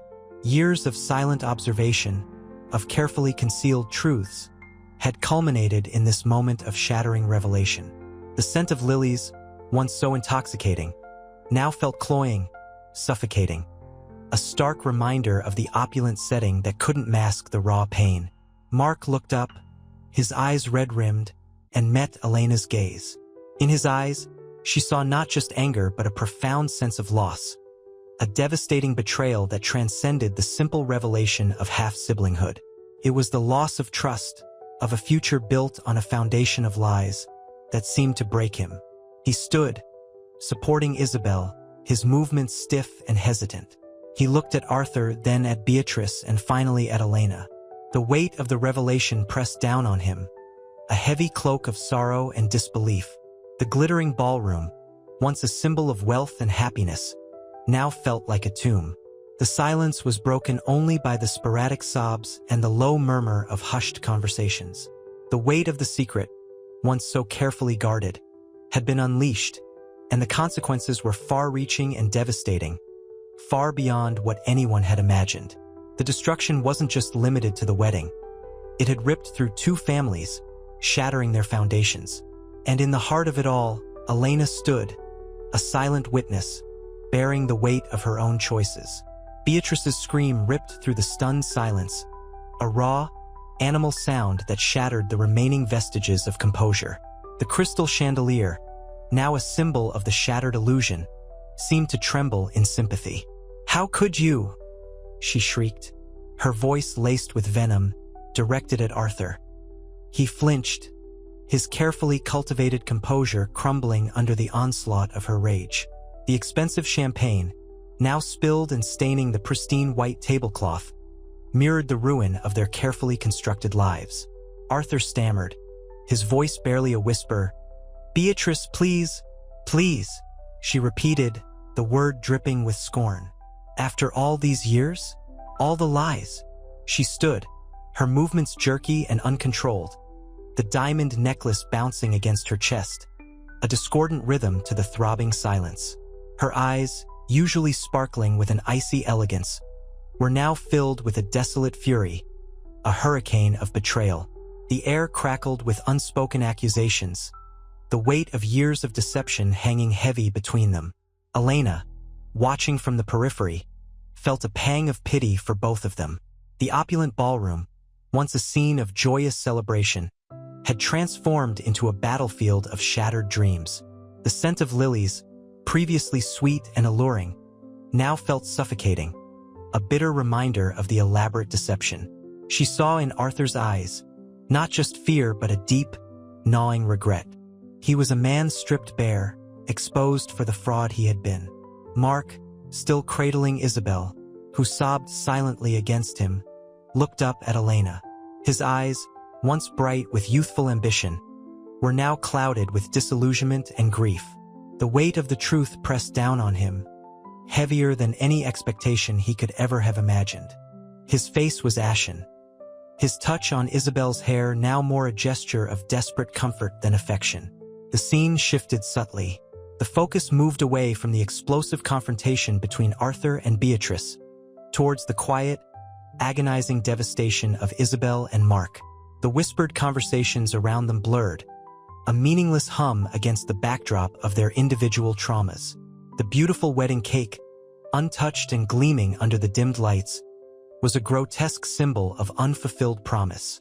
The silence was deafening, broken only by the occasional gasp or sob, a testament to the magnitude of the ruin they were now all witness to. It was not merely a wedding destroyed. It was the foundation of their lives, of two families, that crumbled before their eyes. The weight of this realization settled heavily, not only on the protagonists, but on every guest present. The glittering perfection of the evening was a sham, a veil ripped away to reveal the ugly truth beneath. Beatrice's accusations hung in the air, thick and suffocating like the scent of lilies now cloying in the overheated ballroom. Arthur, his face ashen, could only stammer a pathetic plea, his carefully constructed world collapsing around him. The diamond studs on his cufflinks, once symbols of his wealth and power, seemed to mock his impotence. He reached out a trembling hand towards Beatrice, but she recoiled as if he were a venomous snake. "Years," she hissed, her voice tight with barely controlled fury. "Years of lies, years of pretending. This charade, it was all a lie." She gestured wildly, her diamond necklace a flashing, incongruous beacon against the backdrop of ruined joy. The champagne, spilled across the pristine tablecloth, mirrored the ruin of their lives. Each crimson stain seemed to amplify the silent screams echoing in the stunned silence. Mark, still cradling Isabel, watched the scene unfold with a detached horror, his youthful exuberance replaced by a chilling despair. Isabel, her wedding dress now a symbol of broken vows, sobbed silently into his shoulder, her body trembling, her perfect day reduced to ashes. Elena, observing the unfolding tragedy, felt a wave of pity wash over her. She had known Arthur for years, seen the carefully constructed facade crack under the weight of his secrets. She had hoped, perhaps foolishly, that he would find a way to confess before this catastrophic revelation. A low murmur rippled through the remaining guests, a cacophony of whispers and gasps. The opulent ballroom, once alive with laughter and music, now held a heavy, suffocating silence punctuated by the occasional sob. The crystal chandelier, a symbol of the once dazzling life they all shared, seemed to dim, its light mirroring the darkness descending upon them all. The weight of the truth hung heavy, undeniable, crushing the fragile happiness of the evening like a collapsing building. The scene shifted again, focusing on Mark's grief. His eyes, filled with a sorrow beyond his years, held a look of bewildered betrayal and agonizing loss. He gently stroked Isabel's hair, a gesture of desperate comfort that did little to lessen the pain etched deep on her face. The beautiful wedding cake, a symbol of their future, sat untouched, a grotesque reminder of promises broken, futures shattered. The silence, broken only by the soft sounds of Isabel's weeping, spoke volumes. The glittering perfection was gone, replaced by the harsh reality of a devastating truth. Their lives, once so carefully curated and perfect, now lay in ruins. The news spread like wildfire. Whispers, then shouts, then a chaotic surge of bodies pushing towards the exits. Reporters, alerted by a frantic guest's call, were already swarming the gates, cameras flashing like frantic fireflies. The once pristine ballroom, now littered with discarded champagne flutes and trampled flowers, resembled a battlefield. Arthur, his face drained of color, stood alone, a pathetic figure surrounded by the wreckage of his meticulously crafted life. Beatrice, eyes blazing with a fury that consumed her, refused to look at him, her shoulders shaking with silent sobs. "This is your legacy, Arthur," she choked out, her voice barely a whisper above the rising din outside. "Years of deceit, years of betrayal, all for what? To build an empire on a foundation of lies." Isabel, nestled in Mark's arms, looked like a broken doll. Her sobs were muffled, but the tremor in her body spoke volumes of her heartbreak.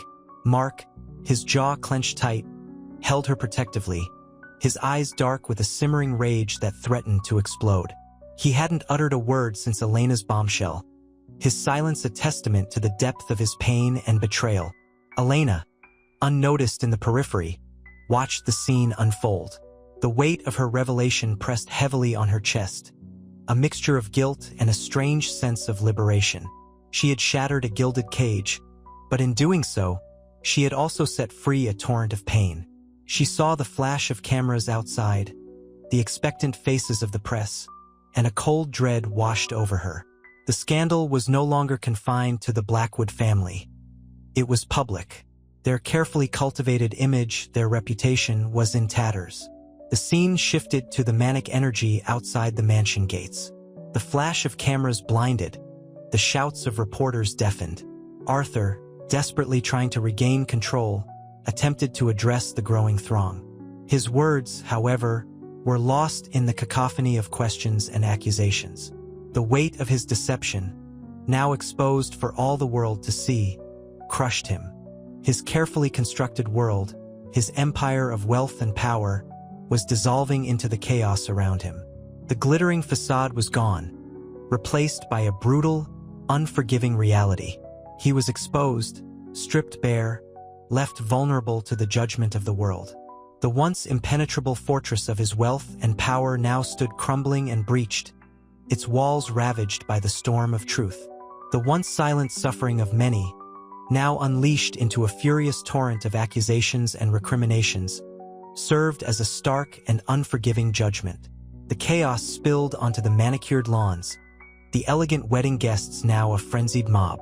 Reporters, their microphones thrust forward like predatory spears, swarmed Arthur, their questions a relentless barrage. His carefully tailored suit, once a symbol of his power, was now crumpled, stained with spilled champagne. His eyes, usually cold and calculating, were wide with a terror that mirrored the devastation around him. Beatrice, her face streaked with tears and rage, stood apart, a silent storm brewing. Isabel clung to Mark, her body trembling, the white of her dress a stark contrast to the grime and chaos.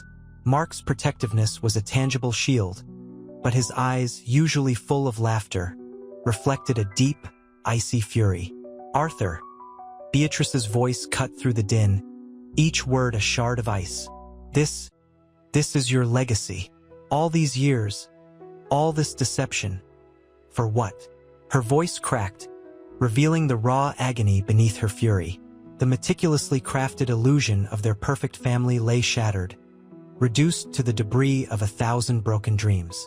Elena, unseen amidst the turmoil, felt a shuddering wave of guilt wash over her. The weight of her revelation, initially liberating, now felt crushing. The sharp scent of trampled lilies mingled with the metallic tang of blood. A small cut on Isabel's hand, unnoticed amidst the larger catastrophe. She watched as Arthur, his face ashen, tried to regain control, his carefully rehearsed words lost in the storm of accusations. His attempts at damage control were pathetic, his power dissolving before her eyes like morning mist. The opulent mansion, once a symbol of his success, now seemed a gilded cage, its splendor mocking the ruin within. Isabel, her whispers barely audible above the din, murmured to Mark, It's not true, is it?" Her voice was laced with a desperate hope, a fragile clinging to a reality she desperately wanted to believe. Mark, his gaze locked on Arthur, remained silent, the fury in his eyes a simmering volcano threatening to erupt. He couldn't comprehend how his life, their life, had been built on such a profound lie. The sweetness of their planned future tasted like ash in his mouth. The scene shifted to a nearby secluded garden. Beatrice, alone amidst the manicured rose bushes, crumpled to her knees, the scent of roses strangely incongruous with her despair.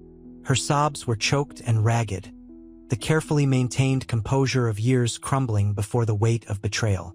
The once vibrant life she had shared with Arthur, now reduced to fragments of disillusionment and pain. The elegant facade, the meticulously constructed social image, all illusions shattered by the searing truth. The manicured lawns, once symbols of their perfect lives, felt like a stark reminder of the brutal reality. Their world, their family, irrevocably broken. The press, the chaos, the judgment, all felt distant as her grief consumed her. She was alone, with the pieces of a shattered life scattered around her. The rose bushes stood sentinel, silent witnesses to her sorrow. The flashing lights of news cameras sliced through the night, illuminating the chaos. The air crackled with a volatile mix of outrage, whispers, and the incessant clicking of cameras. Arthur, his face a mask of strained composure, attempted to address the throng of reporters, his voice barely audible above the cacophony. "There's been a misunderstanding," he stammered, his words swallowed by the relentless tide of questions. His carefully constructed world, built on lies and deceit, was crumbling before his very eyes. Isabel, clinging to Mark, looked like a porcelain doll shattered by a sudden storm. Her wedding dress, once pristine, was now smeared with dirt and tears. Mark, his jaw clenched tight, shielded her protectively, his eyes burning with a cold fury that belied his usual easy charm. He hadn't uttered a word since Elena's confession, his silence more damning than any accusation. The carefully orchestrated fairy tale of their lives lay in ruins. Inside the opulent mansion, Beatrice moved through the wreckage like a ghost. The luxurious rooms, once filled with laughter and the promise of a happy future, were now eerily silent, echoing with the weight of betrayal. She touched a delicate porcelain vase, its flawless surface mirroring the fractured state of her soul. The opulent surroundings felt suffocating, mocking the emptiness within. The scent of lilies, once signifying purity and hope, now carried a heavy undercurrent of despair. "How could he?" she whispered, her voice barely audible, her eyes hollow. The years of shared life, the illusion of love and companionship, were reduced to ashes in the cruel light of truth. The anger simmered beneath the surface, a volcano threatening to erupt, yet her overwhelming emotion was a deep, soul-wrenching sorrow. The meticulously planned wedding, the symbol of their family's perfection, had become a grotesque parody of their shattered reality. The mansion, once a haven, had become a prison, each room a stark reminder of the betrayals and lies. The weight of the revelation settled heavily on everyone. The joyous celebration had transformed into a scene of devastation, leaving behind only the wreckage of broken dreams and shattered trust. The opulent setting felt increasingly out of place, a stark contrast to the raw emotion engulfing everyone. The silence, broken only by occasional sobs or hushed whispers, was more deafening than any scream. The future, once bright with possibilities, now seemed shrouded in an impenetrable fog of uncertainty and despair. The relentless flash of cameras felt like physical blows. Arthur, his tailored suit suddenly looking cheap and inadequate, stumbled backward, his carefully constructed composure cracking. It's not as it seems," he mumbled, his voice a pathetic tremor against the roar of the assembled press. Isabel, clinging to Mark like a lifeline, sobbed silently, her shoulders shaking. The pristine white of her dress was now a canvas of tears and smudged makeup, a stark contrast to the opulent surroundings. Inside, Beatrice stood alone amidst the wreckage of her meticulously planned life. The crystal chandelier, usually a symbol of sparkling joy, now felt like a cruel mockery of her shattered world. She ran a trembling hand over the cool silk of her dress, the fabric a sharp reminder of the elegant facade she had so carefully maintained. "How could he?" she whispered again, her voice barely a breath against the oppressive silence.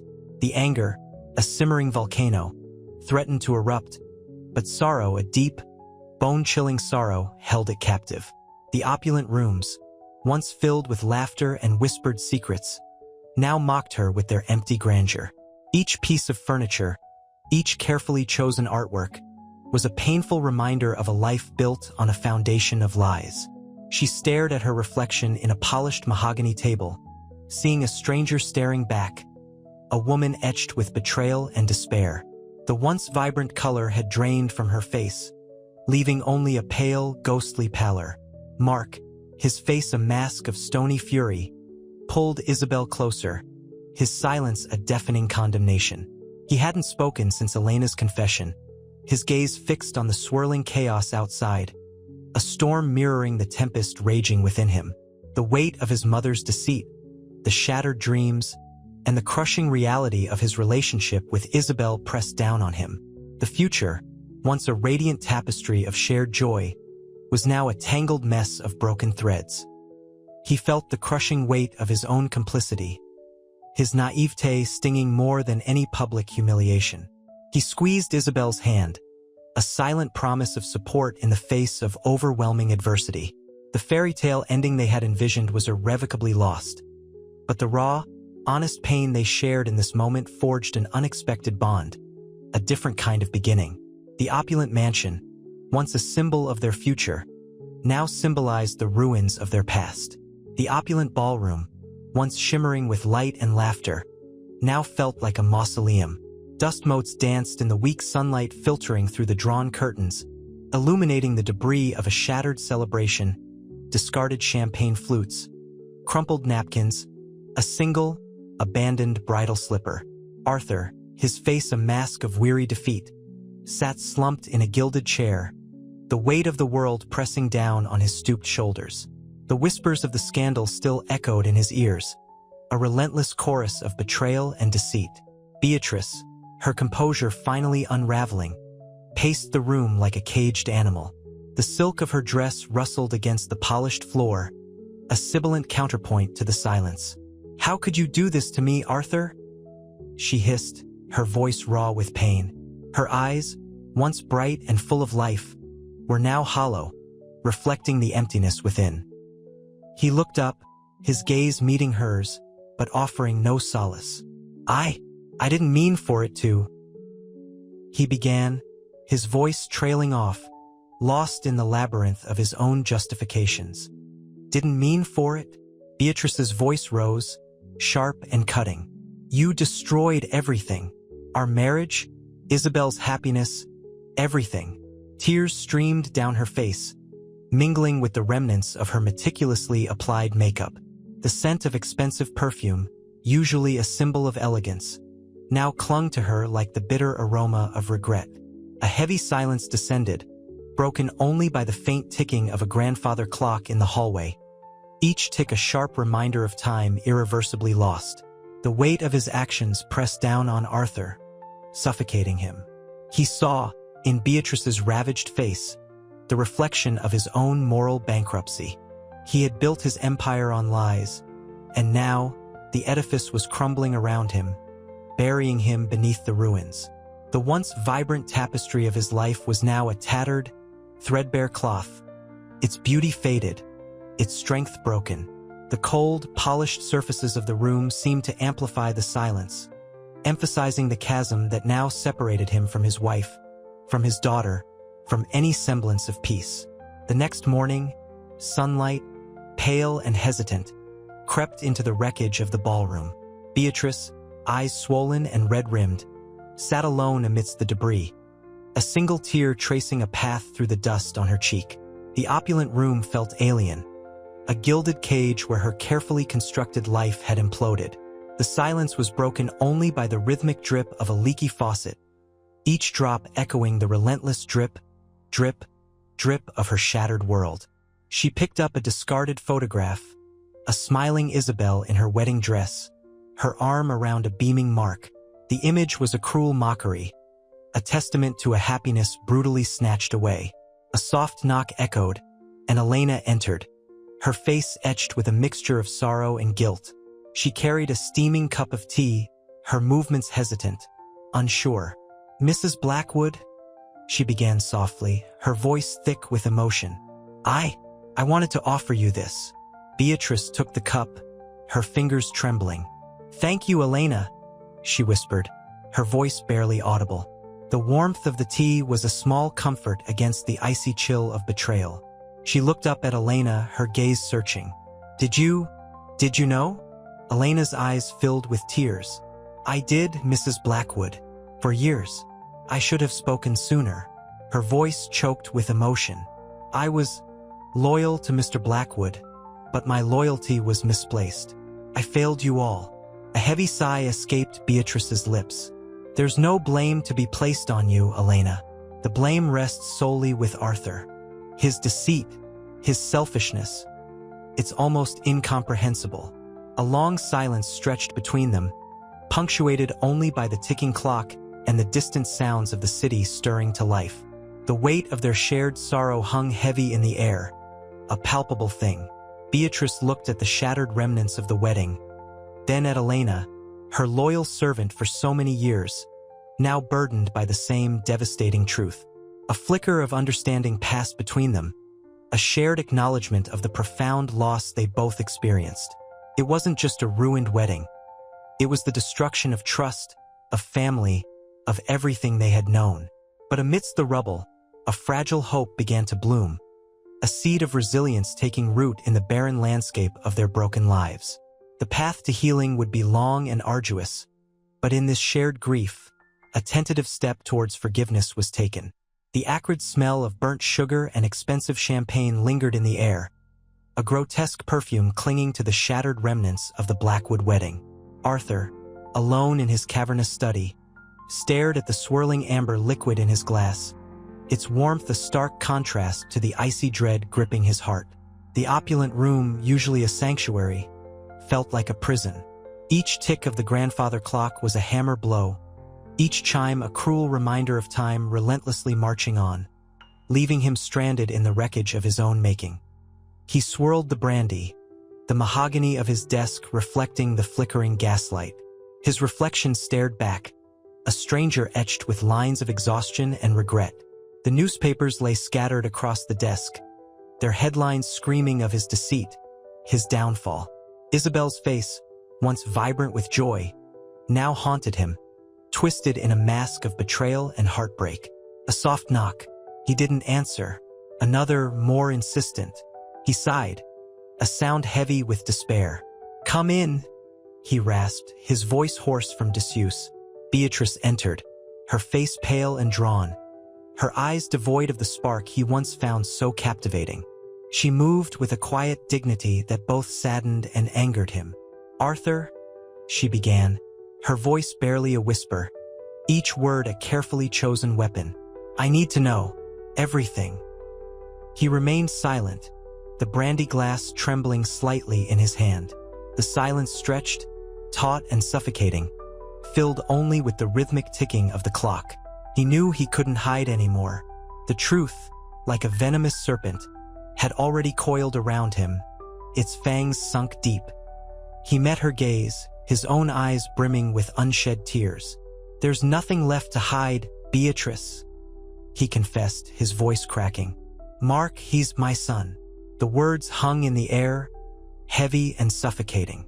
Beatrice didn't speak, only stared, her face a mask of stunned disbelief slowly morphing into an icy rage. The unspoken accusations hung between them, sharp and bitter, cutting deeper than any words could ever express. The weight of his actions, the consequences of his choices, crashed down on him with the force of a tidal wave. He had lost everything, his family, his reputation, his peace of mind, and in the wreckage, he saw only the reflection of a man utterly alone. The brandy, once a comfort, now tasted like ash in his mouth. The following morning dawned gray and sullen, mirroring the mood in Blackwood Manor. The scent of lilies, meant to mask the lingering smell of burnt sugar and despair, only amplified the pervasive sense of loss. Beatrice, her face etched with exhaustion and a chilling stillness, moved through the house like a ghost, avoiding Arthur's gaze. He remained in his study, the newspaper headlines still mocking him from the desk.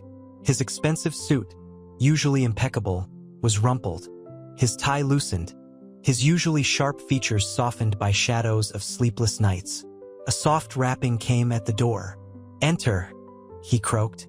It was Isabel, her eyes red-rimmed, her wedding dress a crumpled heap in her arms. The sight of it, once a symbol of joy, now represented a devastating lie. "Father," she began, her voice trembling. I don't understand. "Mark, he's your son? How could you?" Arthur looked at his daughter, the woman he had loved and protected, the woman he had betrayed. The words caught in his throat. He couldn't articulate the messy tapestry of his past, the years of deception, the reckless abandon that had led him to this point. All he could offer was a heavy sigh and a desperate, silent plea for understanding in his eyes. I can't explain it now, Isabel," he managed, his voice thick with unshed tears. "There's so much." He trailed off, gesturing helplessly at the chaos of his life. Isabel stepped closer, her shoulders slumping. The anger he'd expected was absent, replaced by a weary sadness. "I feel cheated," she whispered. "Of my life, of my marriage, of knowing the truth." She touched the crumpled silk of the dress, a choked sob escaping her lips. "It feels like someone stole a part of me." The silence stretched between them, heavy with unspoken pain. The only sound was the quiet weeping of Isabel, the raw grief a stark contrast to the opulent silence of the manor. Arthur reached out, his hand trembling as he touched her arm, a gesture of apology, of helplessness. The weight of his actions pressed down on him, crushing him beneath the burden of his deception. The opulent room, once a symbol of his success, now felt like a tomb. He had destroyed not just his family, but his daughter's chance at happiness.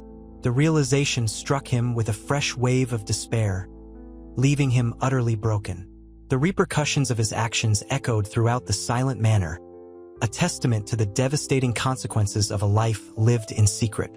The cold, gray light of the following days seeped into Blackwood Manor, a stark contrast to the opulent golds and creams that usually defined its interior. Dust motes danced in the weak sunbeams, highlighting the unsettling stillness. Beatrice, a shell of her former elegant self, moved through the house with the quiet grace of a wraith. Her usual vibrant silk scarves were replaced by plain, dark clothing, mirroring the somberness that had settled upon her. She avoided Arthur, finding solace only in the quiet rustle of forgotten antique books in the library. Mark, meanwhile, retreated to the small cottage on the Blackwood estate, a gift from Arthur years ago. He sat by the window, staring at the manicured lawns, the perfection of the landscape mocking the chaos within him. The cheerful yellow paint seemed to mock his despair. He clutched a half-empty bottle of whiskey, the cheap liquor burning a path down his throat, offering fleeting oblivion. The phone lay silent, a testament to his isolation. He hadn't spoken to Isabel since the devastating revelation. Isabel, her face pale and drawn, found herself adrift, her meticulously planned future shattered beyond repair. She wandered the grounds, the familiar rose garden, once a symbol of romance and impending nuptials, now felt like a cruel reminder of shattered dreams. The scent of roses, usually sweet and heady, now felt cloying, suffocating. She found herself drawn to the stables, seeking solace in the quiet companionship of the horses. Their gentle nuzzles offered a fleeting comfort, a silent understanding that transcended words. Elena, her face etched with a mixture of remorse and weariness, packed her meager belongings. The vast Blackwood Manor, once her home for decades, felt suffocating, the walls echoing with the whispers of secrets. The weight of her revelation pressed heavily upon her, but a quiet sense of relief also settled over her, as if a heavy burden had been lifted. She glanced back at the imposing structure, a poignant mixture of gratitude and regret filling her heart. She knew this wasn't the end, but a new beginning, a new, uncertain future, yet it held a sense of freedom she hadn't felt in years. The faint scent of lavender from her small, carefully packed trunk offered a small hint of comfort as she stepped out of the imposing gates, leaving behind the wreckage of a dynasty. The cold wind bit into her cheeks, yet it felt fresh, like a cleansing breeze after a storm. The legal battle commenced like a slow-motion car crash, each agonizing step meticulously documented. Arthur, pale and gaunt, sat across from his formidable lawyer, the mahogany table a stark barrier between him and the wreckage of his life.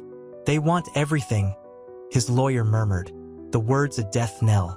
"The prenuptial agreement is flimsy." Arthur's gaze drifted to a framed photograph of Isabel, a ghost of the radiant bride she'd been. Guilt, thick and suffocating, constricted his chest. Meanwhile, Beatrice's lawyer, a woman known for her ruthless efficiency, worked tirelessly. She was driven by a cold fury, each legal maneuver a carefully aimed blow aimed at Arthur's empire. The scent of old paper and legal jargon hung heavy in the air of her office as she reviewed documents, her fingers tracing the lines with a chilling precision. The once luxurious Blackwood Manor, now echoing with the whispers of lawyers and the hushed tones of investigators, felt like a tomb. Isabel, sequestered in a small cottage by the sea, sought refuge in the rhythmic crash of waves against the shore. The salt spray stung her face, mirroring the tears that flowed freely. Mark, nearby, paced restlessly, the rhythmic thud of his footsteps a counterpoint to the ocean's roar. He found no solace in the isolation, only a crushing weight of betrayal. "It's not fair," he finally rasped, his voice raw with pain, his gaze fixed on the horizon. "We were happy." The words hung in the salty air, fragile and forlorn. Elena, now residing in a small apartment overlooking a bustling city square, found a strange solace in the anonymity of the crowd. The clatter of city life, a constant hum against the silence of Blackwood Manor, was a deafening yet strangely comforting counterpoint to her memories. She watched children playing in the square, their laughter echoing, a reminder of life's resilience. The lavender scent of her small apartment was a small, defiant comfort against the darkness that had momentarily claimed her. Yet, a shadow of regret, an unwelcome guest, clung to her heart. She had shattered a world and a life's worth of deception. But at what cost? The courtroom was a mausoleum of hushed whispers and polished wood. Arthur, his shoulders slumped, felt the weight of the world pressing down on him. The air, thick with the scent of expensive perfume and stale coffee, tasted metallic on his tongue. He watched Beatrice, her face a mask of icy composure, her gaze unwavering as she sat beside her lawyer. The animosity radiating from her was palpable, a tangible force that chilled him to the bone. "Mr. Blackwood," the judge's voice, crisp and formal, cut through the silence. "The court finds in favor of Mrs. Beatrice Blackwood regarding the prenuptial agreement."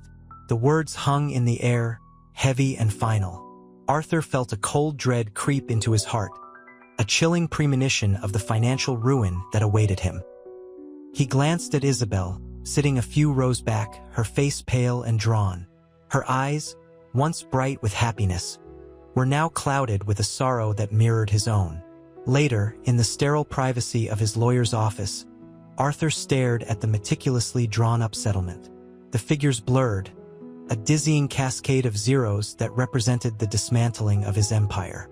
He felt a hollow ache in his chest, a profound sense of loss that went beyond mere money. He'd lost his family, his reputation, and now his fortune. "It's over," he whispered, his voice barely audible above the rhythmic ticking of the lawyer's clock. Isabel found solace, not in the quiet cottage by the sea as before, but in the bustling anonymity of a small art class in the city. The scent of linseed oil and turpentine, the gentle tap-tap-tap of brushes on canvas, was a balm to her shattered spirit. She found a strange peace in the act of creation, in the quiet focus it demanded. It allowed her a measure of control in a life that had been brutally ripped from her grasp. One day, Mark appeared, hesitant, his eyes full of remorse. I miss you," he said softly, his voice rough with unspoken pain. Isabel looked at him, the years of shared dreams, now tainted by the bitter truth, crashing against her. "We can't," she began, her voice trembling. "We can't go back." Mark nodded, a single tear tracing a path down his cheek. "I know," he replied, his voice thick with sorrow. "But I still care." He extended his hand, not expecting a response, and turned to leave. Isabel, watching him go, felt a pang of unbearable loss, a quiet acknowledgement of the irreplaceable bonds that were broken, yet a flicker of hope for what could be built again, separately. Elena, watching the city lights twinkle from her apartment window, felt a different kind of peace, a quiet acceptance of the consequences of her actions. The guilt still gnawed at her, but it was tempered by a growing sense of self-worth. She had done what she believed was right, even if the price was high. The city sounds, no longer deafening, but a constant comforting hum, were a testament to the resilience of life and the slow, quiet healing it afforded. The memory of the wedding, once a symbol of joy, was now a harsh reminder of the hidden truths and the enduring power of honesty, even when it destroyed everything. The lavender scent of her home, a simple pleasure amidst chaos, was a symbol of the quiet strength she'd found within herself, a quiet declaration of new beginnings. The opulent Blackwood mansion, once a symbol of family unity, now echoed with the ghosts of shattered dreams. Dust motes danced in the sunbeams slicing through the drawn curtains, illuminating the abandoned wedding decorations like macabre confetti. Beatrice, her face etched with a weariness that belied her usual imperious demeanor, sat alone in the grand drawing room, the silence punctuated only by the ticking grandfather clock. The scent of lilies, once a fragrant reminder of the planned celebration, now hung heavy and cloying, a morbid perfume of what could have been. A soft knock echoed, followed by Isabel's hesitant entrance. Isabel, usually vibrant and full of life, was a shadow of her former self, her eyes hollow, her movements slow and deliberate. She carried a small, worn photograph, a picture of her and Mark, taken on a sun-drenched beach, their faces alight with youthful joy. The image was a cruel juxtaposition to her present reality. "Mother," Isabel whispered, her voice barely audible, placing the photo on the ornate table. I can't stop seeing it." Beatrice looked at the picture, her own eyes welling. The image, once a symbol of her daughter's happiness, now served as a painful reminder of her own betrayal, her husband's deceit. The years of carefully constructed perfection crumbled before her eyes, replaced by a bitter reality that stole her breath away. Silence hung between them, thick and suffocating, broken only by Beatrice's ragged sigh. "I know, my dear," Beatrice finally said, her voice thick with unshed tears. "The truth, it cuts deeper than any knife." She reached out, taking Isabel's hand, her touch surprisingly gentle. "But we will get through this. Together." Isabel nodded, a single tear tracing a path down her cheek. The comforting weight of her mother's hand was a small solace in the vast ocean of her grief. The shared pain, the unspoken understanding that transcended their fractured relationship, formed a fragile bridge across the chasm created by Arthur's betrayal. It was a beginning, a tentative step towards healing, a small spark of hope amidst the ashes of their destroyed world. The sunlight, streaming through the window, illuminated the dust motes anew, but this time, there was a hint of warmth, a subtle suggestion that even in the darkest of times, the possibility of light persisted. The sterile air of the courtroom hung heavy with the scent of expensive perfume and simmering resentment. Arthur Blackwood, his usually impeccable silver hair slightly disheveled, sat ramrod straight, his face a mask of controlled fury. Across the room, Beatrice, her eyes blazing with a cold fire, watched the proceedings with steely resolve. The lawyer's droning voice echoed, detailing the legal battle over the Blackwood fortune. A battle fueled by shattered trust and years of carefully concealed lies. The mahogany table between them seemed a chasm, separating not just two people, but two warring factions. Isabel, pale and drawn, sat beside her mother, her hand clasped tightly in Beatrice's. The strength Beatrice offered was a fragile shield against the onslaught of betrayal and public humiliation. Mark, his face etched with a weariness that went beyond mere fatigue, sat beside Isabel, his hand resting comfortingly on hers. Their shared grief, however, was a silent language, a bond forged in the crucible of shared sorrow. "This is about more than money," Beatrice's lawyer, a formidable woman with sharp eyes and a voice like steel, stated, her gaze piercing Arthur's. "It's about justice, about the devastation Mr. Blackwood's actions have caused." Arthur shifted uncomfortably, the perfectly tailored suit unable to hide the tremor in his hands.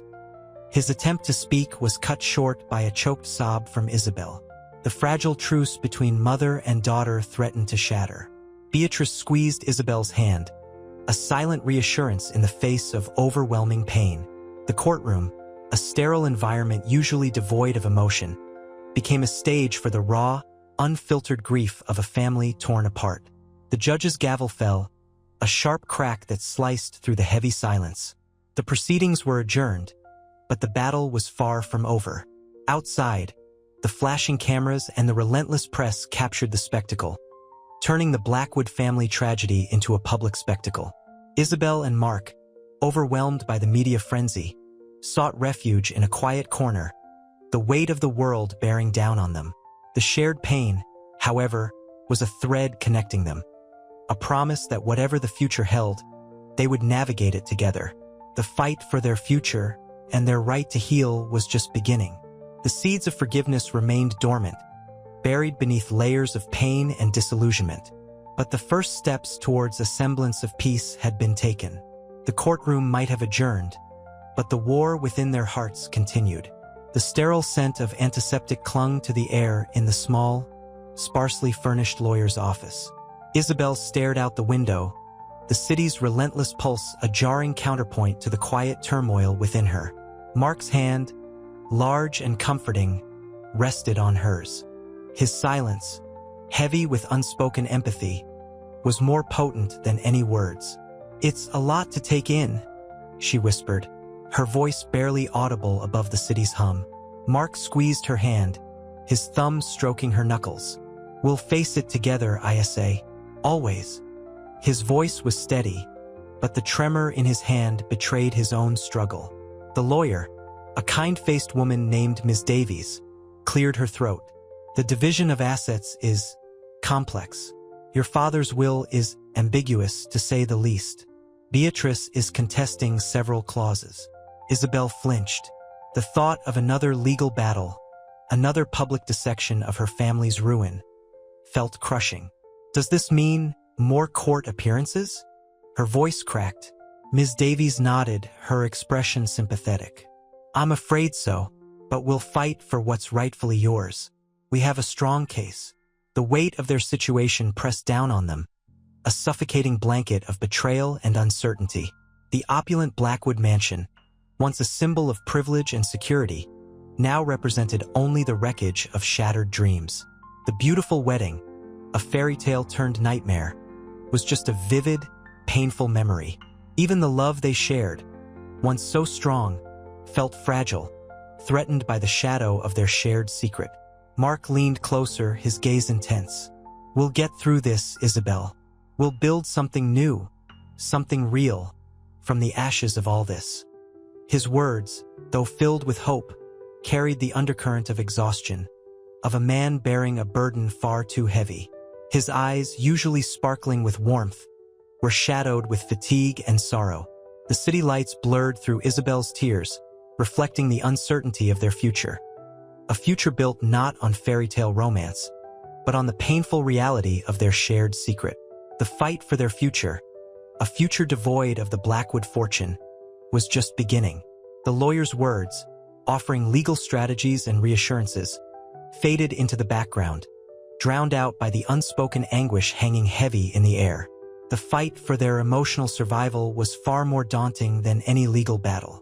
The mahogany table in Arthur Blackwood's once imposing study felt cold and alien under Beatrice's trembling hands. Dust motes danced in the shafts of afternoon sunlight slicing through the grimy windows, highlighting the emptiness that had settled over the room. The silence was broken only by the rhythmic tick-tock of a grandfather clock, each chime a hammer blow against her already fractured composure. "He's hiding," she whispered, more to herself than to the lawyer, a sharp woman with eyes that missed nothing. The scent of old leather and expensive cigars, once comforting, now reeked of betrayal and deceit. Ms. Davies, unfazed, adjusted her spectacles. "Mr. Blackwood's legal team is formidable, Mrs. Blackwood. However, your claims regarding prenuptial agreements and your rightful share of the assets are substantial." Her tone was carefully neutral, yet the underlying steel was evident. Beatrice laughed, a brittle, hollow sound. The image of Isabel, her daughter, pale and heartbroken, flashed in her mind. The opulent wedding, reduced to a cruel parody, played on repeat in her memory, each scene a fresh stab of pain. Substantial? He stole everything from me, my trust, my daughter's happiness, even my future.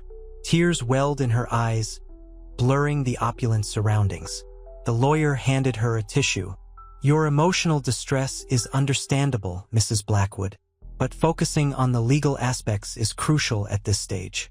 We need to gather evidence supporting your claims.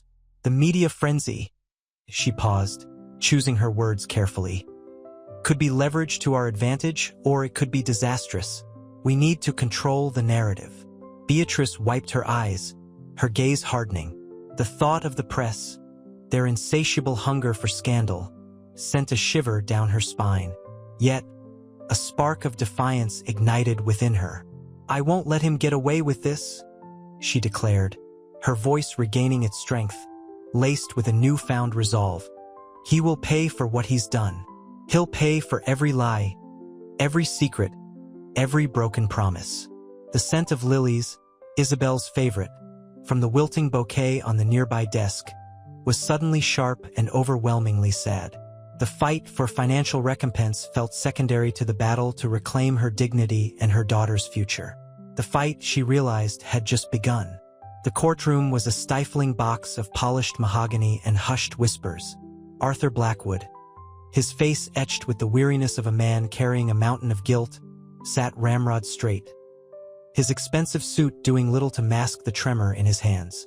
Isabel, her eyes hollow and shadowed, sat beside him, a fragile porcelain doll amidst the storm. The air hung thick with the scent of expensive perfume and legal anxiety. Across the room, Beatrice, her face a mask of controlled fury, watched the proceedings with glacial intensity. The legal battle over the Blackwood fortune had become a brutal public spectacle. Each day a fresh wound ripped open. The lawyer, Ms. Davies, leaned in, her voice a low murmur. "They're contesting the prenuptial agreement. They claim undue influence." Arthur flinched. His carefully constructed world, built on lies and deceit, was crumbling around him. He glanced at Isabel, her gaze fixed on some distant point, her heartbreak a tangible thing. A wave of nausea washed over him, the bitter taste of regret coating his tongue. What can we do?" he whispered, his voice barely audible above the courtroom's low hum. Isabel didn't answer, her silence a heavy weight in the suffocating air. The sharp scent of antiseptic from the nearby hand sanitizer station clashed with the musty smell of aged documents being shuffled. The rhythmic tapping of a pen on a notepad became a maddening counterpoint to the silence hanging between father and daughter.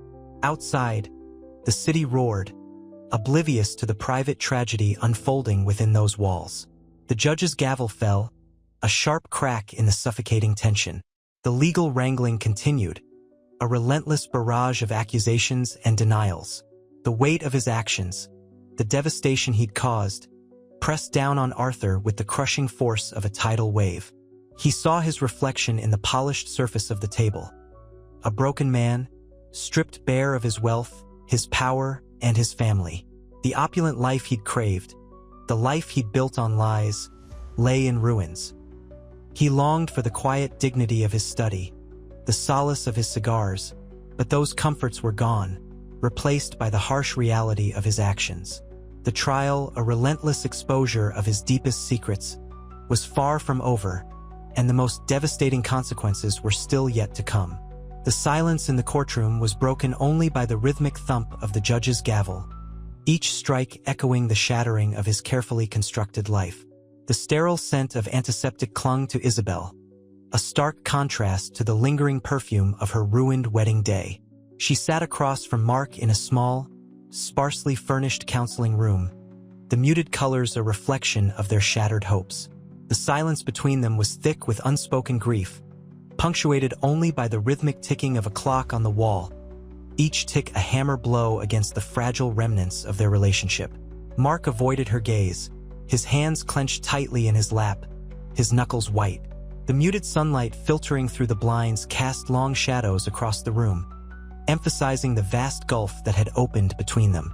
It's hard to believe," Mark finally said, his voice barely a whisper, breaking the heavy silence. His words were lost in the weight of their shared trauma. The revelation had ripped apart not only their wedding day but their very sense of self. Isabel nodded slowly, her eyes glistening with unshed tears. The weight of the truth pressed down on her, the crushing realization that the man she loved was her half-brother. The joy, the excitement, the dreams they'd shared, all reduced to ashes.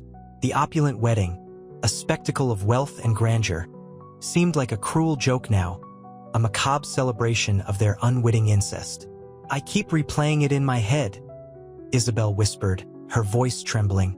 "The laughter, the music, it all feels tainted." The sheer impossibility of their situation pressed down on her, a heavy blanket of disbelief and pain. Mark looked up, his eyes filled with a mixture of sorrow and confusion. "I don't understand how this could happen. How could my father?" He trailed off, unable to articulate the betrayal and disgust swirling within him. The image of his father, a man he'd respected and admired, was now irrevocably stained. "I don't know," Isabel replied, her voice barely audible. The betrayal ran deeper than just their relationship. It shattered her perception of her own family, of her entire world. The carefully constructed facade of her privileged life lay in ruins, the sharp edges of shattered illusions cutting deep. The silence hung heavy once more, the shared pain a palpable entity in the small room. The clock ticked relentlessly, each tick marking the passage of time, the slow, agonizing process of healing yet to begin. The weight of their shared trauma felt immense, a burden they would have to carry together, or perhaps, alone. The legal battle raged. The air in Arthur's opulent study, usually thick with the scent of old leather and expensive cigars, now held the acrid tang of anxiety. He stared out at the manicured lawns, the vibrant green a stark contrast to the gray storm brewing within him. His lawyers, a formidable duo in expensive suits, spoke in hushed tones, their words a chilling symphony of lost fortunes and ruined reputations. The divorce from Beatrice was brutal, a public spectacle fueled by her righteous fury. Each legal document felt like a hammer blow, chipping away at the carefully constructed facade of his life. He ran a hand through his thinning hair, the gesture revealing the toll the scandal had taken. "The inheritance," one lawyer said, his voice smooth yet firm, "is largely tied up in contested claims." Arthur's eyes narrowed. He had built his empire brick by brick, yet it was crumbling before him, a monument to his own failings. He felt the cold press of isolation, the weight of his actions crushing him. The next day, Isabel visited. The sterile clinical feel of her therapist's office felt oddly comforting. She looked different, more fragile than the bride he'd once known. She sat stiffly, her wedding dress haunting his memory, now a symbol of something utterly corrupted. The light glinted off the small silver ring she still wore. I saw Mark today," she whispered, her voice barely audible above the hum of the air conditioning. "He's moved back to his mother's. She's supportive, I think. It's hard, you know? Trying to piece things together, when everything you thought you knew is gone. He watched her, seeing the ghost of the vivacious girl buried beneath layers of grief. He wanted to comfort her, to offer some solace, but the words caught in his throat. The damage he had wrought was irreparable. His failure, his secret, had poisoned her life, had robbed her of her future, her happiness. The weight of his guilt was suffocating. He could only offer a silent nod, a gesture of profound sorrow. The silence hung heavy, a thick shroud woven from their shared despair. The ticking clock, like a relentless judge, measured the slow, agonizing passage of time, the time it would take, if ever, for healing to begin. The sterile scent of antiseptic clung to the air in Beatrice's temporary apartment. Sunlight streamed through the expansive windows, illuminating the dust motes dancing in the otherwise empty space. It was a stark contrast to the opulence she'd known, a painful reminder of her shattered life. She sat on a hard, unforgiving chair, a single cup of lukewarm tea forgotten on the small table beside her. The silence was deafening, broken only by the distant hum of the city. Her gaze drifted to a framed photograph, a happier time, a family portrait, now a cruel mockery of the reality she faced. A soft knock echoed through the quiet apartment. It was her lawyer, Mr. Finch, his face etched with weary concern. He entered, his movements cautious, as if treading on sacred ground. "The settlement is finalized, Beatrice," he said gently, his voice barely a whisper. "Arthur is contesting nothing further. He's ceded everything." Beatrice didn't respond, her eyes still fixed on the photograph. Years of carefully cultivated perfection, of unspoken resentments and simmering anger, had crumbled like a poorly constructed sandcastle. The tears finally came, silent, hot streams tracing paths down her cheeks. The grief wasn't just for the loss of her marriage, her status, her life as she knew it. It was for the betrayal, for the crushing realization that the man she had loved, the man she had believed in, was a stranger, a liar. Finch cleared his throat, the sound brittle and uncomfortable in the heavy silence. "The press. They're still relentless, but the intensity has lessened. The focus is shifting." "Shifting?" she echoed, her voice raw with pain. "Shifting to what? To someone else's scandal? To the next tragedy?" "No," Finch said softly. "To the long-term consequences. The investigation into Arthur's business dealings continues. There's talk of criminal charges." A flicker of something akin to satisfaction, a dark and bitter pleasure, crossed Beatrice's face. It was fleeting, overshadowed by the deeper well of sadness, of profound loss. But the justice, however delayed and imperfect, brought a sliver of comfort in the wreckage of her world. "Let him rot," she whispered, the words barely audible, yet filled with the weight of years of suppressed fury. "Let him face the consequences of his lies." The tea grew cold, untouched. The sun began its descent, casting long shadows across the empty room. The future stretched before her, vast and uncertain. Yet somehow, she felt a spark of resilience ignite within her, a fragile ember in the ashes of her past.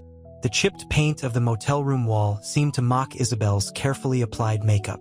The harsh fluorescent light amplified the shadows under her eyes, a stark testament to sleepless nights. Mark sat beside her, his usual boisterous energy replaced by a quiet despair. The stale air hung heavy with the scent of cheap coffee and regret. "I can't believe this," Isabel whispered, her voice raspy. The words were more a statement to herself than to Mark. She traced the rim of a half-empty glass of water with a trembling finger. The ice had long since melted. Mark reached across the small table, his hand covering hers.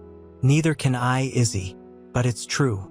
We're—" He hesitated, unable to utter the word, siblings. The word felt like a brand, searing itself onto his soul. A bitter laugh escaped Isabel's lips. "Our perfect wedding, our perfect fairy tale, all a lie." Tears welled in her eyes, but she stubbornly refused to let them fall. Pride, wounded and bruised, warred with the crushing weight of the truth. "It wasn't our fault," Mark said softly, his voice thick with emotion.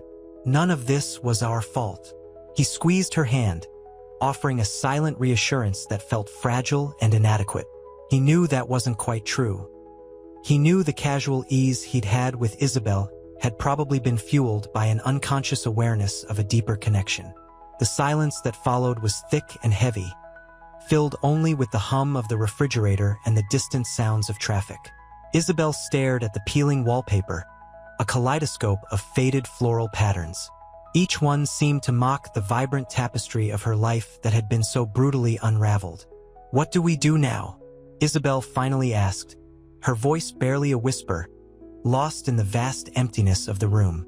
The question hung in the air, unanswered, a stark reflection of the uncertain future that stretched before them. The weight of the revelation pressed down on them, a suffocating blanket of disbelief and despair, leaving them stranded in the desolate landscape of their shattered dreams. The motel room, a temporary refuge, felt like a fitting metaphor for their shattered lives, a stark contrast to the opulent world they had once known. The future seemed bleak, uncertain, and terrifyingly unfamiliar. The sterile scent of antiseptic hung heavy in the air of Beatrice's opulent bedroom, a stark contrast to the perfume and champagne that had once filled it. Sunlight, cruelly bright, streamed through the tall windows, illuminating the dust motes dancing in the otherwise immaculate space. Beatrice herself sat rigidly on the edge of her king-sized bed, the crisp white sheets rumpled beneath her. Her face, usually meticulously made up, was bare, revealing the raw exhaustion etched into her features. Empty champagne flutes lay scattered on the nightstand, silent witnesses to the hours she'd spent alone, drowning her sorrows. A soft knock echoed through the room. Hesitantly, she called, "Come in." Elena entered, her face etched with a mixture of concern and apprehension. She carried a steaming mug, the aroma of chamomile tea filling the air, a small but comforting gesture. "Thank you, Elena," Beatrice whispered, her voice hoarse. She accepted the mug, the warmth seeping into her cold hands. The silence stretched, thick and heavy, before Beatrice finally spoke, her voice cracking slightly. I don't understand. How could he?" Elena's gaze drifted to the scattered champagne flutes. "He loved her, Mrs. Blackwood. He loved her deeply, and he loved Mark." Her voice was low, devoid of judgment. Beatrice's shoulders shook with a shuddering breath. "Loved? He destroyed everything. He destroyed our family, our reputation, Isabel's life." Tears streamed down her face, hot and relentless. She clutched the warm mug, the chamomile tea doing little to soothe the burning in her chest. The luxurious room, once a symbol of her perfect life, felt like a gilded cage, suffocating her with its opulence. Elena moved closer, placing a comforting hand on Beatrice's shoulder. "It's not your fault, Mrs. Blackwood. You are not responsible for his actions." The words hung in the air, a fragile bridge of empathy between the mistress and the maid. Beatrice looked at Elena, truly seeing her for the first time, not as a servant, but as a woman who had witnessed decades of carefully concealed secrets that had now exploded into a devastating truth. I feel so foolish," she whispered, her voice laced with self-reproach. "All those years, I was so blind. Many of us were," Elena murmured softly, her hand remaining a steadfast presence on Beatrice's shoulder. The unspoken understanding passed between them, a shared sorrow for the wreckage left in Arthur's wake. The quiet strength in Elena's touch provided a small beacon of hope amidst the crushing darkness. Beatrice closed her eyes, the weight of her grief momentarily lessening under the unexpected comfort. The sun continued its relentless journey across the sky, illuminating the path to an uncertain future. But in that shared moment of grief, a flicker of resilience ignited in Beatrice's heart. The long road to healing lay ahead, but she would not walk it alone. The courtroom was a suffocating blend of polished mahogany, hushed whispers, and the cloying scent of expensive perfume. Beatrice, her face pale and drawn, sat beside her lawyer, the cool press of the mahogany a stark contrast to the tremor in her hand. Across the room, Arthur, his usually impeccable suit rumpled, stared straight ahead, his face a mask of controlled fury. The air crackled with unspoken accusations, a silent battle waged between years of carefully constructed lies and the brutal truth now laid bare. The judge's gavel fell, a sharp crack in the oppressive silence. "Ms. Blackwood, your testimony, please." Beatrice swallowed, her throat dry. She looked at Arthur, a flicker of something, pity, resentment, crossing her features. He lied to me," she began, her voice trembling. "About everything. About Mark's mother, about his other children. He built his empire on deceit, and I was a pawn in his game." Tears welled in her eyes, but she blinked them back, determined to maintain a veneer of composure. The lawyer leaned in, a quiet word of encouragement. The memory of that first champagne flute, found shattered on the floor of her bedroom, flashed through her mind, a potent symbol of her shattered world. The days that followed were a blur of legal proceedings, financial settlements, and the ever-present media glare. Each day felt like a slow, agonizing peeling back of layers of illusion, revealing the harsh reality of Arthur's betrayal. Yet, amid the turmoil, a quiet strength began to emerge within Beatrice. She found herself relying less on the support of her lawyers and more on her own inner resolve. The emptiness she'd felt in the aftermath of the wedding slowly started to fill with a newfound sense of self. She began to shed the carefully crafted persona of the perfect wife, embracing a rawness and vulnerability that was both frightening and liberating. The opulent trappings of her former life now felt like shackles. She started to envision a future, stripped of the gilded cage of her marriage, a future built on her own terms. The road ahead was long, but Beatrice felt the first tentative steps of hope beneath her feet. The strength that had once been a carefully constructed facade now bloomed from within. She was beginning to heal, to forgive not Arthur, perhaps, but herself. The future was unwritten, uncertain, but she faced it with a quiet, steely determination. The sterile scent of antiseptic clung to the air in Beatrice's temporary apartment, a stark contrast to the rose-scented opulence of her former life. Sunlight, pale and weak, filtered through the gauzy curtains, illuminating the dust motes dancing in the air. She sat by the window, a half-empty cup of tea growing cold beside her. The city hummed a distant, muted lullaby. Days blurred into weeks. The lawyers, vultures circling a carcass, had finally concluded their grim business, dividing the spoils of Arthur's empire. The financial details were numbingly complex, but the finality of it all settled heavily on Beatrice's shoulders, a weight both freeing and terrifying. She picked up a photograph, its edges softened with time. Isabel and Mark, radiant in their wedding finery, stood frozen in a moment of pre-shattered bliss. A tear escaped, tracing a path down her cheek. The image felt like a ghost, a cruel reminder of what had been. A knock at the door. It was Elena. The years of servitude had etched lines around her eyes, but her gaze held a surprising depth of understanding. She carried a small, potted plant, a resilient fern, its fronds a vibrant green. "I thought you might like this," Elena said, her voice soft. "Something to remind you of life's resilience." Beatrice managed a weak smile. "Thank you, Elena. It's lovely." They sat in silence for a moment, the unspoken shared grief hanging heavy between them. Elena, unlike the lawyers and the relentless media, offered no judgment, only quiet companionship. "He never truly loved any of us," Beatrice finally whispered, her voice cracking. "He built a kingdom on lies, and we were all just pieces." Elena nodded, her eyes glistening. "But you are more than a piece, Beatrice. You are strong. You are resilient." A flicker of defiance ignited in Beatrice's eyes. "I am starting over. I'm going to build something real, something honest."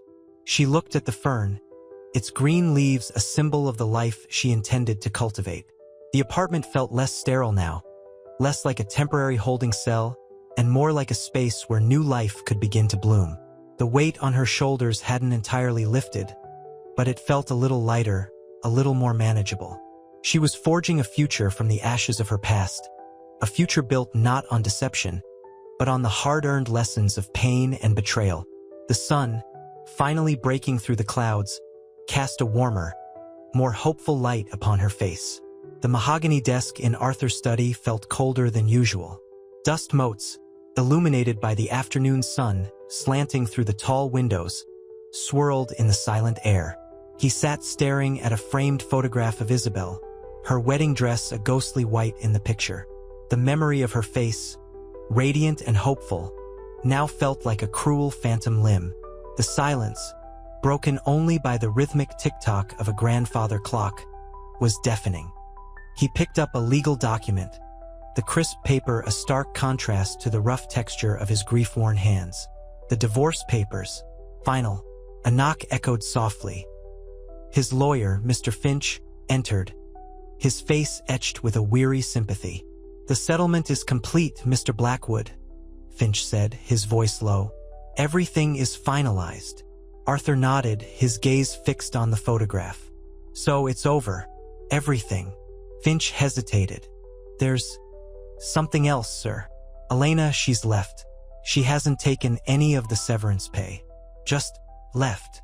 A flicker of surprise, then a dull ache of understanding, settled in Arthur's chest. Elena, the silent witness to his life's unraveling, had chosen silence and exit, leaving him with the hollow echo of his own failings. He closed his eyes, the weight of his actions pressing down on him. The opulence of his surroundings, once a source of pride, now felt like a gilded cage. He thought of the children, his secret children, their lives forever altered by his reckless choices. He had built an empire on lies, and the empire was crumbling, leaving him bankrupt not just financially, but spiritually. The scent of lilies, Beatrice's favorite, faintly lingered in the air, a cruel reminder of a love lost, a life shattered. He rose, the chair scraping against the polished floor, the sound amplified in the oppressive silence. He walked to the window, the city sprawling beneath him, a tapestry of lights and shadows. He was a shadow now himself, a ghost in his own gilded cage. He saw, for the first time, the true cost of his choices, the immeasurable damage he'd inflicted on those he claimed to love. The weight of his guilt felt suffocating, and in that suffocating silence, he understood the true meaning of loss. The sun dipped below the horizon, casting long shadows that stretched across his once proud estate. The darkness felt less like a physical thing and more like the profound emptiness within him. A darkness he would have to learn to live with, a darkness he had created. The scent of lilies, a cruel reminder of Beatrice, still clung to the air, a ghostly perfume in the vast emptiness of Arthur's mansion. He wandered the halls, his footsteps echoing in the oppressive silence, the opulent surroundings mocking his inner desolation. Each gilded mirror reflected not his image, but a distorted caricature of a broken man. He paused before Isabel's old bedroom, the door slightly ajar. A child's drawing lay discarded on the floor, a vibrant splash of color against the muted tones of the room. It was a drawing of a family, a happy family, a family that no longer existed. A sob escaped his lips, a choked, ragged sound lost in the cavernous space. The following days were a blur of legal battles and hushed phone calls. The media frenzy, though waning, still cast a long, dark shadow. He tried to reach out to Isabel, to Mark, but their responses were curt, formal, laced with a cold distance that mirrored his own self-loathing. One evening, he found himself in the garden, the manicured lawns now seeming alien and hostile. He sat on a stone bench, the chill seeping into his bones, mirroring the icy grip of his despair. He saw a figure approaching Mr. Finch, his lawyer, looking even more weary than before. "Mr. Blackwood," Finch began, his voice soft, "there's been an update regarding Elena." Arthur braced himself, his heart a lead weight in his chest. "She's?" Finch shook his head. "She's started a small charity for children affected by parental disputes. She's using some of her savings anonymously." A wave of something akin to awe washed over Arthur. Not forgiveness, not yet, but a profound sense of respect. Elena, who had witnessed his betrayals, his lies, had chosen not revenge, but redemption. a silent act of grace, a testament to a spirit far stronger than his own. The weight of his guilt felt less crushing, the darkness slightly less impenetrable. Perhaps, just perhaps, a sliver of light had pierced through. The lilies might eventually fade, but the memory of Elena's quiet act of kindness would not. It was a small hope, a fragile seed, but it was a beginning. The path ahead remained long and arduous, but for the first time in a long time, Arthur felt a flicker of something resembling hope. The darkness, while still present, no longer felt absolute. The lawyer's words hung in the air, a fragile bridge across the chasm of Arthur's despair. He stared at the manicured lawn, the emerald green mocking the arid landscape of his soul. The chill wind whispered through the ancient oaks, carrying the scent of damp earth and decaying leaves, a stark contrast to the opulent perfume of lilies that had once filled his mansion. He thought of Elena, her quiet strength a stark rebuke to his own flailing weakness. Her act of kindness, a tiny spark in the vast darkness, had ignited a flicker of hope within him. Days bled into weeks. The legal battles continued, a relentless barrage of paperwork and accusations. The press, though less frenzied, still lingered like vultures, circling his ruined reputation. He found himself drawn to the garden, seeking solace in its quietude. He began to tend the roses, their thorny stems mirroring the prickles of his guilt, their delicate blooms a fragile promise of beauty amidst the ruins. One afternoon, he saw Isabel in the distance, her back to him, her shoulders slumped with a weariness that mirrored his own. He hesitated, the memory of her heartbroken face a sharp pang in his chest. He approached cautiously, his steps hesitant. "Isabel," he whispered, his voice raspy with disuse. She turned, her gaze distant, her eyes holding a mixture of pain and something else, a flicker of something like pity. "Father," she replied, her tone devoid of warmth. I wanted to apologize," he began, his voice trembling. "For everything." Isabel didn't respond immediately. She stared at him, a complex tapestry of emotions woven across her face: hurt, anger, weariness. The silence stretched, thick and heavy, punctuated only by the rustling of leaves in the wind. Finally, she spoke, her voice low and even. "There's nothing you can say, Father, that will change what happened." He understood. Words were inadequate, hollow echoes in the face of such profound betrayal. He simply nodded, the weight of his failure settling heavily upon him. He spent the following months immersed in work, pouring his energy into the creation of a foundation, a philanthropic endeavor dedicated to supporting families affected by similar traumas. It was a small gesture, a drop in the vast ocean of his regret, but it was a start. It was a way to atone, to channel his guilt into something positive. He found a strange solace in the relentless work, the focus a welcome distraction from the gnawing emptiness within.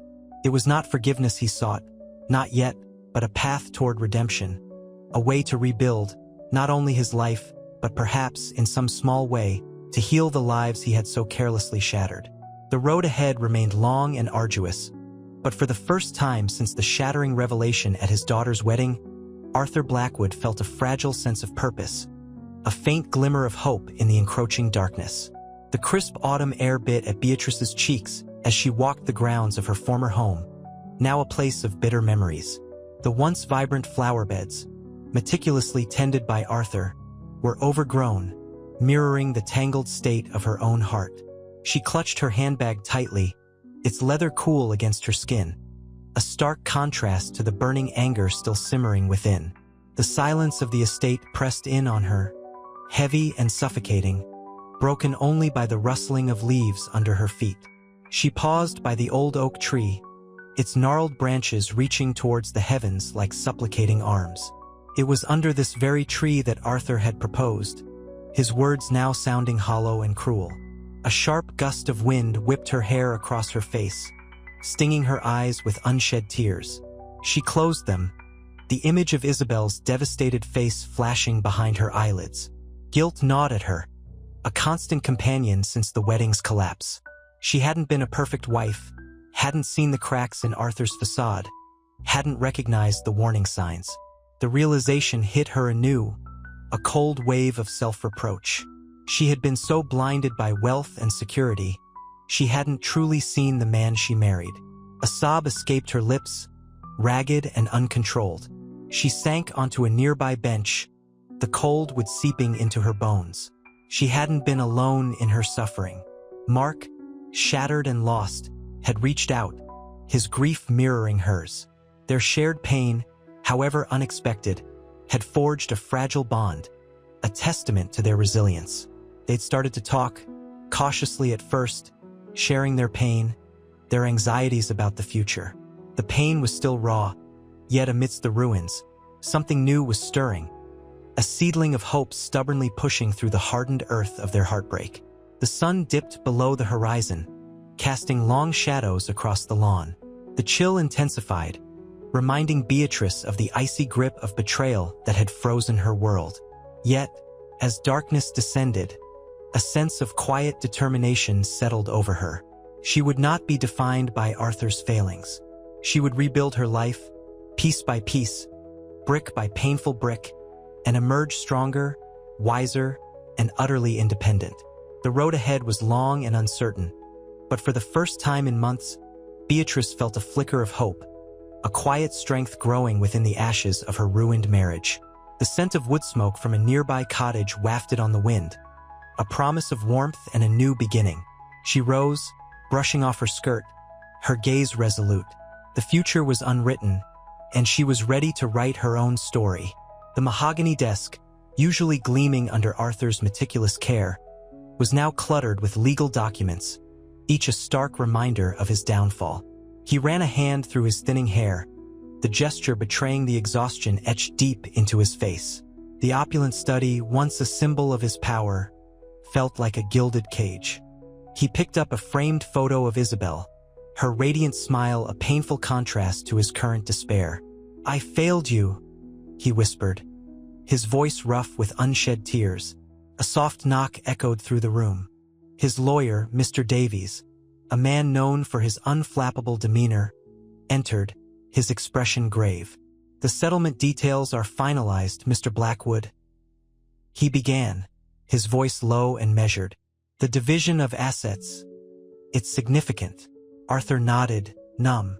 The financial repercussions were devastating, a pale reflection of the emotional wreckage. He had lost not only his fortune but his family, his reputation, everything he had built. "There's also the matter of Elena," Davies continued hesitantly. "She's seeking compensation for years of unpaid overtime and emotional distress." Arthur flinched.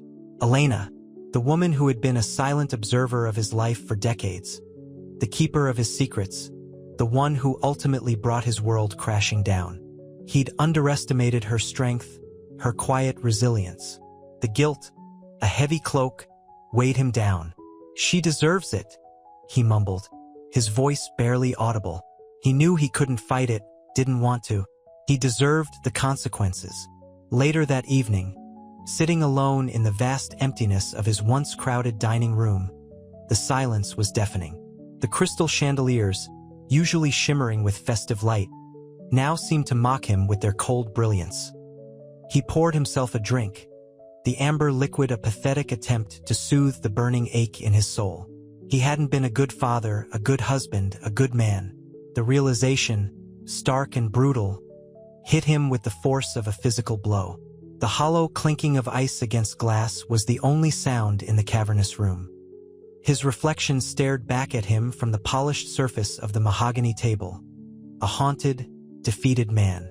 But within the depths of his despair, a tiny spark flickered, a spark of remorse, a seed of self-awareness, a glimmer of hope for redemption. He had to find a way to make amends, to rebuild, not for himself, but for the lives he had irrevocably damaged.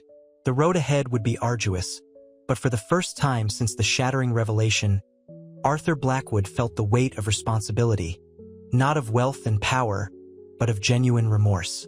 He would use his remaining resources, not to rebuild his empire, but to atone for the damage he'd caused. He would start with Elena. The morning light, pale and hesitant, filtered through the dusty curtains of Elena's small apartment. The air hung heavy with the scent of stale coffee and unspoken anxieties. She sat at her kitchen table, the legal papers, a testament to Arthur Blackwood's belated attempt at restitution, spread before her like a battlefield map. The sum was substantial, more than enough to secure her future, but the money felt tainted, heavy with the weight of years of suppressed resentment and stolen happiness. A single tear traced a path through the wrinkles etched around her eyes. It wasn't just the money. It was the acknowledgement, the tacit admission of wrongdoing, that held the greatest significance. The years of silent service, the constant observation of their lives, the secrets she'd kept, all of it culminated in this moment, this bittersweet victory. A knock echoed through the quiet apartment. Hesitantly, Elena opened the door to find Isabel standing on the threshold, her eyes red-rimmed, her face pale but resolute. Isabel had been avoiding her since the wedding debacle. "Elena," Isabel began, her voice trembling slightly. I wanted to thank you." Elena's gaze softened. "For what, Isabel?" Isabel stepped inside, her footsteps hesitant on the worn floorboards. "For telling the truth. It was horrible, devastating, but it was the truth, and I needed to know." Elena nodded, unable to speak, the emotions swirling within her too complex to articulate. Isabel continued, "Mark and I, we're getting through it, slowly, separately for now, but we're finding our way. It's a long road, but we're both learning to forgive, to accept." A fragile smile touched Isabel's lips, the first genuine smile Elena had seen from her since the wedding. It spoke volumes of resilience, a testament to the enduring strength of the human spirit. "I know you've been through so much, Elena," Isabel said quietly, her eyes welling up again.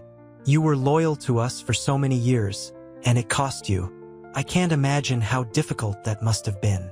Elena looked at Isabel, at the woman who had once been the naive bride, and now stood before her, a survivor, a fighter, a woman shaped by unimaginable pain. The weight of her own burden seemed lighter, suddenly, in the face of Isabel's unexpected empathy. "The truth always prevails, Isabel," Elena said, her voice thick with emotion. "And sometimes, it's the only path to healing." A silence fell between them, filled only with the soft hum of the refrigerator and the unspoken understanding that bound them together. A shared secret, a common trauma, and the fragile promise of a future forged in the crucible of heartbreak. The road ahead was long and arduous for them all, but in that small, sunlit kitchen, a glimmer of hope flickered, as real and as fragile as the morning light itself. The mahogany of Arthur Blackwood's study felt cold beneath Beatrice's trembling hands. Dust motes danced in the afternoon sunbeams slanting through the tall windows, illuminating the opulent but lifeless room. A half-empty glass of scotch sat on his desk, a stark reminder of his self-imposed exile. He hadn't touched it since the scandal broke. Beatrice picked it up, swirling the amber liquid, the scent sharp and bitter, mirroring her own mood. "Arthur?"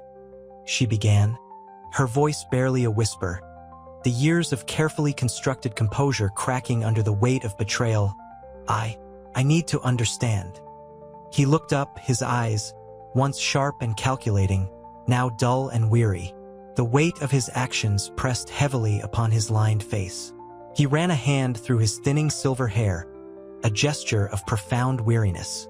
"Understand what, Beatrice? That I am a fool? A liar? A monster?" "No," she said, her voice stronger now, laced with a steely resolve he hadn't seen before. "I need to understand how you could do this. For so long. To all of us." She gestured around the room, the silence amplifying the unspoken accusations hanging heavy in the air. "To Mark. To Isabel." He sighed, a long, mournful sound that echoed the vast emptiness within him. I don't know," he confessed, his voice thick with regret. "It started so innocently. A fleeting moment, a careless mistake. But it spiraled, Beatrice. It grew into something monstrous." Beatrice walked toward him, her steps deliberate, her gaze unwavering. She stopped a few feet away, her eyes locked on his, radiating a mixture of grief and simmering anger. "Innocently?" she echoed, the word dripping with sarcasm. "Years of deceit, of lies, of stolen moments, of shattered lives, you call that innocent?" She paused, taking a deep breath to steady herself. "I thought we had something, Arthur. A real partnership, a marriage built on trust." He looked away, unable to meet her burning gaze. The silence stretched, filled with the ghosts of their shattered dreams and the painful truth of their broken vows. The afternoon sun cast long, accusing shadows across the room, emphasizing the desolate emptiness that had settled in their once grand home. The weight of unspoken words, unspoken emotions, hung heavy in the air, a suffocating blanket woven from years of carefully constructed lies and a lifetime of shattered trust. The only sound was the soft ticking of an antique clock, measuring the slow, painful passage of time, each tick a reminder of the irreparable damage done. The coastal breeze, salty and sharp, whipped Beatrice's hair across her face as she stood on the cliff overlooking the churning ocean. The vast expanse mirrored the turmoil within her. Arthur's words, his confession, echoed in her ears, a relentless tide eroding the foundations of her life. The grand house, once a symbol of their shared success, now felt like a mausoleum, suffocating her with its opulent silence. She hadn't seen Isabel since the wedding, the memory of her daughter's shattered face a constant, agonizing ache. A crumpled photograph slipped from her purse. Isabel, radiant in her wedding dress, her smile now a cruel mockery of her present despair. Beatrice traced the image with a trembling finger, her heart clenching with a grief so profound it threatened to consume her. A lone seagull cried overhead, its mournful call mirroring her own despair. She hadn't slept properly in weeks, the nights filled with a suffocating blend of anger, betrayal, and the gnawing question: how could she rebuild herself, her life, from the wreckage of her marriage? Later that evening, a quiet knock came at the door of her small, rented cottage. It was Elena, her face etched with a weariness that mirrored Beatrice's own. The years of service in the Blackwood household had left their mark, not just on her skin, but on her soul. "Mrs. Blackwood," Elena began, her voice soft but firm. I wanted to apologize." Beatrice studied her, surprised. Elena, the quiet observer, the keeper of their secrets, now stood before her, burdened by guilt. The weight of the revelation, the destruction it had wrought, seemed to rest heavily on the maid's shoulders. "Apologize?" Beatrice asked, her voice husky. "For what, Elena?" "For telling the truth." Elena's eyes filled with tears. "For not telling it sooner. For letting it go on for so long. I should have spoken up years ago. I was afraid." Fear, Beatrice realized, had bound them all: Arthur, Isabel, even herself. Fear of shattering the carefully crafted illusion of their perfect lives. The cottage's small kitchen, filled with the aroma of brewing chamomile tea, offered a stark contrast to the opulence of Blackwood Manor. Yet, in its simplicity, Beatrice felt a tentative flicker of peace. The shared sorrow, the unspoken understanding between two women bound by the same tragic truth, created a fragile connection. The conversation was slow, halting at times, punctuated by tears and sighs. But in the quiet exchange, in the shared burden of guilt and regret, a seed of forgiveness began to sprout. The healing process, Beatrice understood, would be long and arduous. But in the quiet sanctuary of this small cottage, on a night washed by the sound of the restless sea, she found a glimmer of hope. The ocean's vastness, once a symbol of her own despair, now felt less like an abyss and more like a boundless expanse of possibilities. A new beginning was possible, however daunting the journey ahead might seem. The weight of her actions settled heavily on Elena's shoulders. The quiet cottage, smelling faintly of lavender and old wood, offered little solace. Each creak of the floorboards, each rustle of the wind outside, amplified the silence within her. She'd confessed, unburdened her soul, yet the relief was fleeting, overshadowed by a profound sense of guilt. She'd seen Isabel's pain, felt the icy sting of Beatrice's fury, and witnessed Arthur's crumbling facade. The opulent Blackwood Manor, once a stage for her quiet, observant life, now felt like a battlefield littered with the wreckage of shattered dreams. Days bled into weeks. Elena found herself haunted by memories. Isabel's laughter as a child, Mark's shy smiles, Beatrice's quiet strength, even Arthur's occasional kindness, all tainted now by the knowledge of his deception. She'd cleaned rooms for years, witnessed the rise and fall of affections, the ebb and flow of family tensions, but never imagined such catastrophic consequences. One afternoon, a letter arrived, its elegant script stark against the plain envelope. It was from Isabel. Elena's hands trembled as she opened it, the crisp paper crackling like autumn leaves. The words were brief, formal, yet carried the weight of unspoken emotions. Isabel thanked Elena for her honesty, stating it had been the only act of true kindness in a sea of deceit. However, it also revealed a deep-seated resentment, a slow-burning anger that mirrored Elena's own self-recrimination. That night, under a sky dusted with stars, Elena sat on her small porch, the letter clutched in her hand. The cool night air did little to soothe the fire of guilt that still burned within her. The scent of honeysuckle, usually comforting, felt cloying, a bitter reminder of the sweetness she'd unwittingly poisoned. The city lights shimmered in the distance, a glittering tapestry of lives untouched by her actions, lives that seemed both distant and impossibly close. She'd exposed a truth, but in doing so, had she merely traded one kind of darkness for another? A single tear traced a path down her weathered cheek, a silent testament to the complexities of truth, loyalty, and the devastating consequences of unspoken secrets. The road to redemption, she realized, was far longer and far more arduous than she had ever imagined. The quiet hum of crickets in the nearby field offered a stark contrast to the tempest raging within her heart. Forgiveness, both of herself and others, seemed as distant as the stars above. The weight of her secret, once a heavy burden, now felt like a life sentence. But even in the midst of this profound despair, a tiny ember of hope remained, a fragile promise of a future where forgiveness, however unlikely, might one day be possible. The crisp autumn air bit at Elena's exposed skin as she walked the familiar streets, the fallen leaves crunching under her worn shoes. The city, once a glittering backdrop to her life at Blackwood Manor, now felt cold and indifferent. She clutched the worn photograph of Isabel, a child's bright smile frozen in time, a stark contrast to the sorrow etched on her face in recent memory. A wave of nausea washed over her.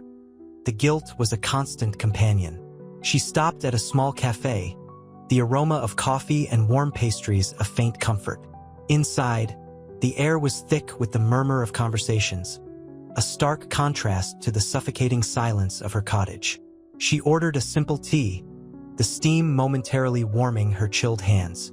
As she sipped, her gaze fell on a newspaper headline screaming about the Blackwood scandal. The photograph accompanying the article, Arthur, his face a mask of weary resignation, sent a fresh pang of remorse through her. Later, sitting on a park bench, the late afternoon sun casting long shadows, a young woman approached hesitantly. "Excuse me?" she began, her voice soft. "Are you, Elena?" Elena looked up, surprised.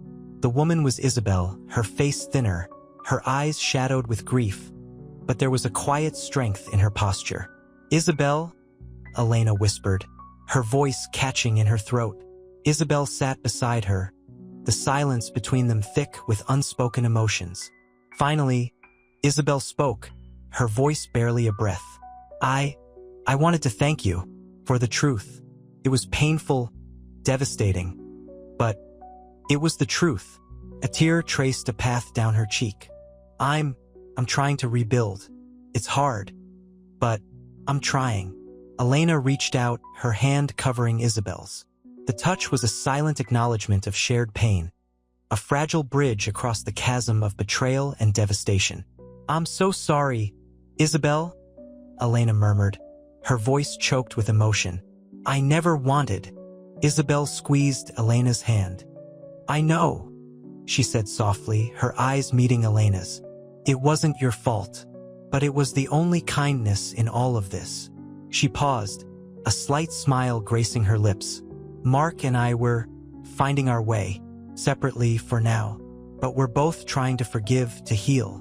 The setting sun painted the sky in hues of orange and purple, a breathtaking spectacle that offered a moment of peace amidst the turmoil.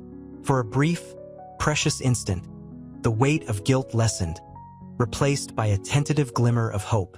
The road ahead remained long and arduous, but in that shared moment of understanding, Elena felt the first stirrings of a possible, fragile redemption.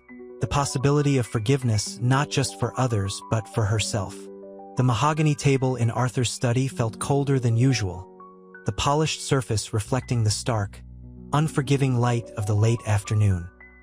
He swirled the amber liquid in his glass, the brandy doing little to soothe the burning shame that gnawed at him. The silence in the vast room was deafening, broken only by the rhythmic tick-tock of a grandfather clock, each chime a hammer blow to his already fractured spirit. He hadn't touched his food, the untouched plate a stark reminder of the emptiness inside him. The scent of lilies, Beatrice's favorite, usually a comfort, now only amplified the hollowness. He stared at the framed photograph on his desk, Isabel and Mark, their youthful smiles frozen in time, a cruel mockery of their shattered happiness. A soft knock echoed through the room. His lawyer, Mr. Davies, entered, his face etched with professional sympathy, yet laced with a hint of weary resignation. "Mr. Blackwood," Davies began, his voice low, "the settlement negotiations with Mrs. Blackwood are proving difficult." Arthur sighed, the sound heavy with defeat. "I expected as much. Beatrice. She's understandably angry." The words tasted like ash in his mouth. He knew he deserved her anger, her contempt. But the realization did little to ease the crushing weight of his guilt. Davies cleared his throat. "She's demanding a significant portion of the assets, and she's insistent on full transparency regarding all your other holdings." He avoided eye contact, the unspoken implication hanging heavy in the air. The other children, the other families, the web of deceit he had woven, so carefully, for so long, was unraveling, thread by thread. Arthur nodded, his gaze fixed on the swirling brandy. "She has every right," he whispered, his voice barely audible. The silence stretched, punctuated only by the ticking clock, a relentless reminder of time slipping away, of chances lost, of lives irrevocably altered. He looked up, meeting Davies' sympathetic gaze. Tell her I'll agree to her terms. Anything to ease the pain, even if it's only a little." He knew that material possessions, even his immense wealth, could never compensate for the damage he'd wrought. The price for his actions far exceeded any monetary value. The true cost was measured in broken hearts, shattered trust, and the irretrievable loss of his family. The brandy burned, but not as much as the guilt that would forever remain. The sterile white of the hospital room felt a stark contrast to the opulent mahogany of Arthur's study. Isabel, pale and drawn, sat by the window, the city lights blurring through her tears. Mark, beside her, held her hand, his own knuckles bone-white. The silence between them was thick with unspoken grief, a chasm carved by the revelation of their shared blood. The doctor's words, echoing in the quiet room, still hung heavy in the air. "She'll need time, but she'll be all right." He'd been talking about Isabel's emotional state, but the unspoken truth was a shared wound. Isabel finally spoke, her voice barely a whisper. "It's surreal, like a nightmare I can't wake from." Mark squeezed her hand, his gaze distant, lost in a sea of betrayal and confusion. "I don't know who I am anymore, Belle. Who we are." He stood abruptly, pacing the small space. "My whole life, everything I believed, everything I felt for you, it's tainted, poisoned." He ran a hand through his hair, the gesture raw with desperation. The crisp white sheets felt alien under his fingers, mocking the purity of a love shattered by a truth too cruel. Isabel watched him, her heart aching. She understood his turmoil, Her own was a mirrored reflection of his despair. The image of her father, his face a mask of carefully constructed composure dissolving into shame, haunted her. The opulent wedding, the carefully crafted fairy tale, reduced to ashes. A soft knock came at the door. Elena entered, her face etched with a weariness that spoke volumes. She looked older, burdened by the weight of her confession, the avalanche she'd unleashed. She carried a small bouquet of wildflowers, a simple gesture that held an unexpected depth of compassion. I came to see how you both are," she said, her voice low and hesitant. Isabel looked at her, a mixture of anger and sorrow warring within her. The anger she felt was a tangled mess, a chaotic storm of betrayal and disappointment. Yet there was a flicker of something else, understanding. Elena's loyalty had been a double-edged sword. "It's complicated," Mark said, his voice softer now. Elena nodded, understanding unspoken in the exchange of their glances. The silence returned, heavy with the weight of unspoken words and shared grief. The vibrant promise of their future now lay shattered amongst the debris of their past. The wildflowers, a splash of fragile beauty in the sterile room, felt like a tiny beacon of hope amidst the devastating wreckage. The rebuilding would take time, perhaps a lifetime, but the first hesitant steps towards healing had begun. The days bled into weeks, each sunrise a brutal reminder of the wreckage. Arthur, sequestered in his sprawling mansion, now felt like a prisoner in a gilded cage. The once gleaming surfaces reflected only his own haunted face. The weight of his actions pressed down, a suffocating blanket of guilt.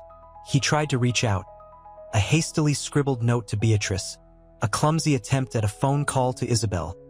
But his words felt hollow, clumsy attempts at bridging a chasm he himself had carved. His lawyer, a stern woman with eyes that saw right through him, delivered the latest legal updates, each one a fresh wound. Beatrice, meanwhile, found solace in the unexpected comfort of solitude.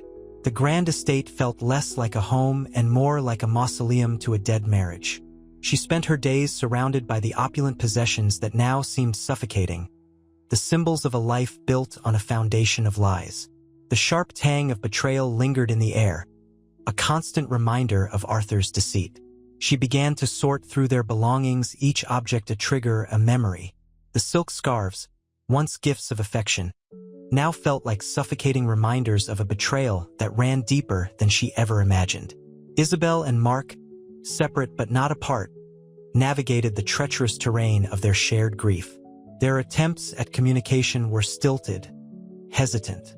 The shared blood bond, once a dark secret, now held them captive in a shared sorrow.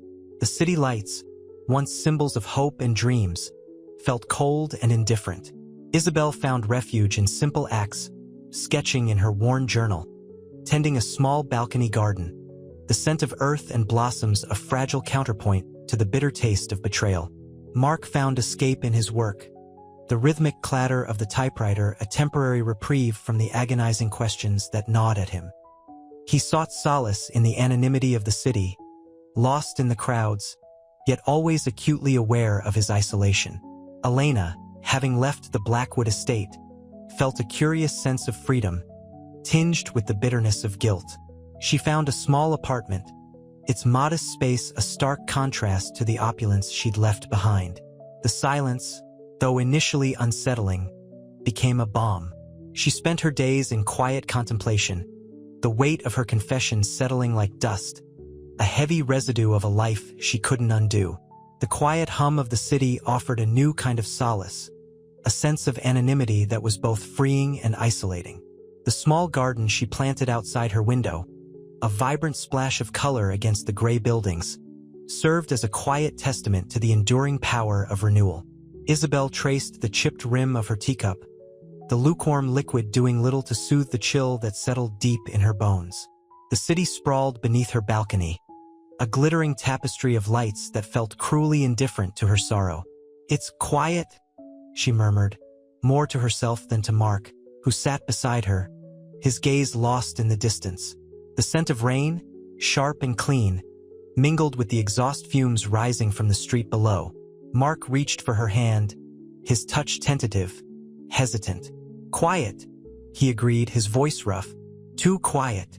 The shared silence hung heavy between them, a stark contrast to the cacophony of the wedding day, now a distant, painful memory. He squeezed her hand gently, a silent acknowledgement of their shared grief. The weeks since the revelation had been a blur of legal battles, hushed conversations, and averted gazes. They had sought separate solace, Isabel in the quiet routine of her small apartment, Mark in the anonymity of his work. Yet, the shared blood tie, the devastating truth of their relationship, bound them together in a sorrow too profound for words. "I keep thinking, if only we'd known," Isabel whispered, her voice catching in her throat. The fragility of her hope, a tiny seedling struggling to push through the hardened earth of betrayal, was evident in her trembling voice. Mark nodded, his eyes mirroring the pain in hers.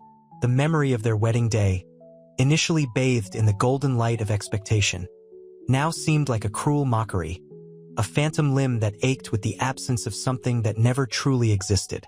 He pulled her closer, their bodies finding a familiar comfort in the shared sadness. "We can build something new," he said, his voice barely a whisper. "Something real." But even as he spoke the words, a shadow of doubt clouded his own eyes. The task ahead seemed daunting, the path to healing uncertain and long. The rain outside intensified, each drop a poignant reminder of the tears they had shed. And yet, in the shared embrace, a fragile spark of hope flickered, a promise of a future where the ashes of the past might yet give way to the tender buds of new beginnings. The mahogany desk in Arthur Blackwood's study felt colder than usual, the polished surface reflecting the stark lines of his grief-stricken face. The scent of old leather and expensive cigars, once comforting, now clung to him like a shroud. He stared at the framed photograph of Isabel and Mark, their wedding day smiles frozen in time, a cruel mockery of the shattered happiness. The city outside, a blur of rain-streaked windows, mirrored the storm raging within him. He hadn't slept properly in weeks, the weight of his actions pressing down like a physical burden. A soft knock echoed through the cavernous room. His lawyer, Mr. Finch, entered, his face etched with professional sympathy. "Mr. Blackwood," he began, his voice hushed. "The settlement negotiations are complicated." Arthur sighed, the sound raspy and weary. "Complicated? Finch, I've lost everything. My reputation, my marriage, my daughter's happiness." He ran a hand through his thinning hair, the gesture betraying the exhaustion gnawing at him. The silence stretched, punctuated only by the rhythmic drumming of the rain against the window panes. "The press, they're relentless," Finch continued, his voice low. "They're digging deeper, unearthing other indiscretions." Arthur flinched. He knew what Finch meant, the whispers of other secret children, other hidden affairs, threatening to engulf him entirely. "Let them write what they will," Arthur said, his voice devoid of its usual bluster. The hollowness in his tone was almost palpable. He felt a strange numbness spreading through him, a chilling acceptance of his fate. "The damage is done. There's no repairing this." Finch hesitated. "There's still the philanthropic foundation, sir. You could use it to atone in a way." The idea hung in the air, a fragile lifeline in a sea of despair. Arthur looked at the photograph again, his gaze lingering on Isabel's radiant smile, a smile he had cruelly stolen. He thought of the pain he'd inflicted, the lives he'd shattered, the thought of using his remaining wealth to try and heal some of the wounds he'd caused. It felt like a meager offering, yet it was something. "Perhaps," he whispered, the word barely audible above the drumming rain. A single tear tracked a path down his weathered cheek, a silent testament to the crushing weight of his regret. The city lights outside flickered, casting long shadows that danced across the room, a melancholic ballet of light and darkness. The path to redemption was long and arduous, but for the first time in weeks, a flicker of hope, faint but persistent, ignited within him. He would begin the long, arduous process of rebuilding, not just his life, but his fractured soul. The crisp autumn air bit at Isabel's cheeks as she walked along the deserted beach. The rhythmic crash of waves against the shore was a soothing counterpoint to the turmoil within her. She clutched a smooth, gray stone, its coolness a small comfort against the burning ache in her heart. Mark's absence felt like a physical wound, a constant, throbbing reminder of their shattered dreams. The once vibrant colors of their wedding day now seemed faded and unreal, a ghost of a life that had been brutally snatched away. She'd spent weeks in a numb haze, a prisoner of shock and disbelief. Now, a slow, creeping anger began to surface, an anger directed not just at her father, but at herself, for her naivete, for the blindness that had allowed her to be so deceived. A gull cried overhead, its mournful sound mirroring her own despair. She traced the lines on the stone, feeling its rough texture beneath her fingertips. A small, fragile hope flickered within her. She wouldn't let this define her. She wouldn't let her father's betrayal dictate the course of her life. She would rebuild, forge a new path independent and strong. The sea stretched before her, vast and unforgiving, yet beautiful in its untamed power. It was a mirror reflecting the turmoil within, but also the potential for renewal. The sun dipped below the horizon, painting the sky in hues of fiery orange and deep purple, a breathtaking spectacle that somehow felt both cruelly beautiful and strangely comforting. The promise of a new dawn, however faint, began to take root in her heart. She would face the future, not as a victim, but as a survivor. The stone, a symbol of her resilience, remained clutched tightly in her hand. The scent of salt and seaweed clung to Mark as he sat on a weathered bench overlooking the churning gray sea. The rhythmic crash of waves was a relentless reminder of the storm raging inside him. Isabel's image, her face etched with a pain that mirrored his own, haunted him. He tried to call, to reach out, but the gulf between them felt insurmountable. The revelation had cleaved their world in two, leaving behind only wreckage and unanswered questions. He rubbed his eyes, the rough fabric of his worn sweater scratching against his skin. The crisp autumn wind whipped around him, carrying the mournful cry of gulls overhead. He hadn't slept properly in weeks, haunted by the ghost of their wedding day, the joyous laughter now replaced by a chilling silence. He'd spent days wandering the coastline, the solitude offering a temporary respite from the crushing weight of guilt and betrayal. His mother's secret life, a life he'd never known, felt like a betrayal not only of Isabel, but of himself. A lone figure approached, their silhouette stark against the fading light. It was Arthur Blackwood, his shoulders slumped, his gait heavy with the burden of his actions. Mark braced himself, expecting confrontation, but Arthur only offered a tired sigh before settling onto the bench beside him. The silence hung heavy between them, broken only by the ceaseless roar of the ocean. I wanted to apologize," Arthur finally mumbled, his voice raspy. The words seemed to catch in his throat. The millionaire, the man who had always commanded attention, was reduced to a broken, almost childlike figure. Mark remained silent, staring out at the restless sea. He could see the raw grief etched on Arthur's face, the weight of his actions finally beginning to crush him.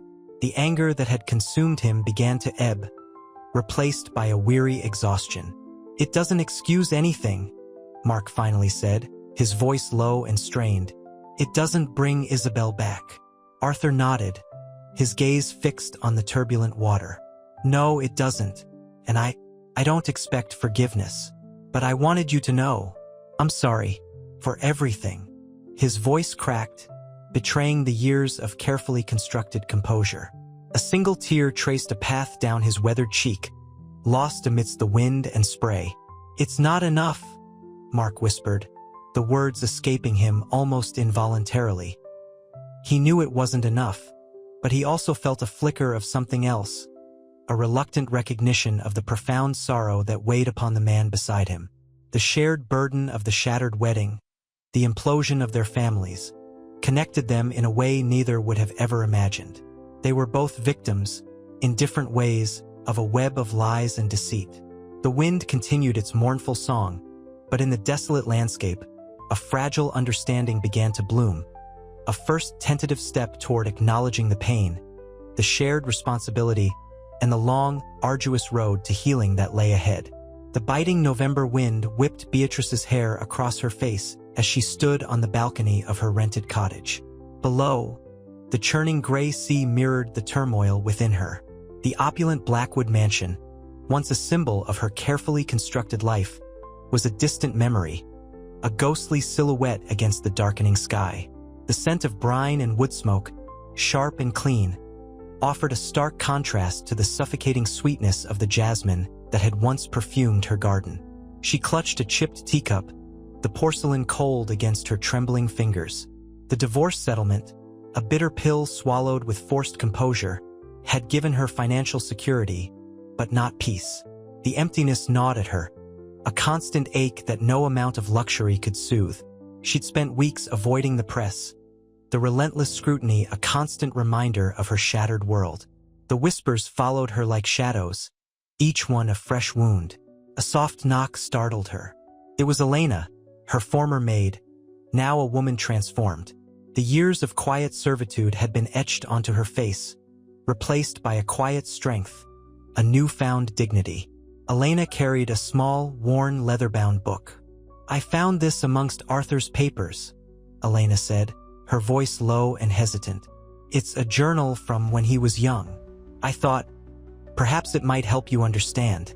Beatrice took the book, her fingers tracing the faded lettering on the cover. The weight of it felt strangely comforting, a tangible link to a past she was struggling to reconcile.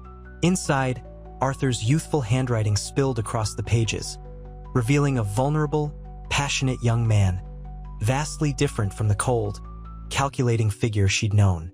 She saw glimpses of the man she'd loved, buried beneath layers of ambition and deceit. Tears welled, hot and silent, as she read his youthful confessions of love and dreams. "He was different then," Beatrice whispered, her voice barely audible above the wind's mournful cry. Elena nodded, her eyes filled with a gentle understanding. "He always regretted what happened, Beatrice. He carried a terrible burden." Beatrice closed the journal, the weight of it easing slightly. It wasn't forgiveness, not yet, but it was a crack in the icy wall she'd built around her heart. A glimpse of the man Arthur once was, buried beneath the wreckage of their shared life, offered a faint glimmer of hope. The sea still raged below, but in the quiet solidarity shared on the windswept balcony, a small seed of healing had been planted. The journey to acceptance was long, the path arduous, but she knew, with a certainty that surprised her, that she could begin to walk it alone. The crisp morning air bit at Arthur's exposed skin as he stood on the manicured lawn of his now empty estate. The silence was deafening, broken only by the distant caw of a crow. The once vibrant gardens, meticulously cared for, were slowly succumbing to neglect, mirroring the state of his own soul. He ran a trembling hand over the smooth, cold stone of a birdbath, a small relic from a life that felt both a lifetime ago and only yesterday. He hadn't slept properly in months. The weight of his actions, the crushing reality of his shattered life, pressed down on him like a physical burden. The mansion, once a symbol of his success, now felt like a mausoleum, each room a stark reminder of his failures. He'd sold off most of his assets, the proceeds barely enough to cover the legal battles and the financial ruin he'd caused. A soft cough broke the silence. He turned to see Elena, her face etched with a mixture of pity and understanding. She carried a small wicker basket. "I brought you some tea, Mr. Blackwood,"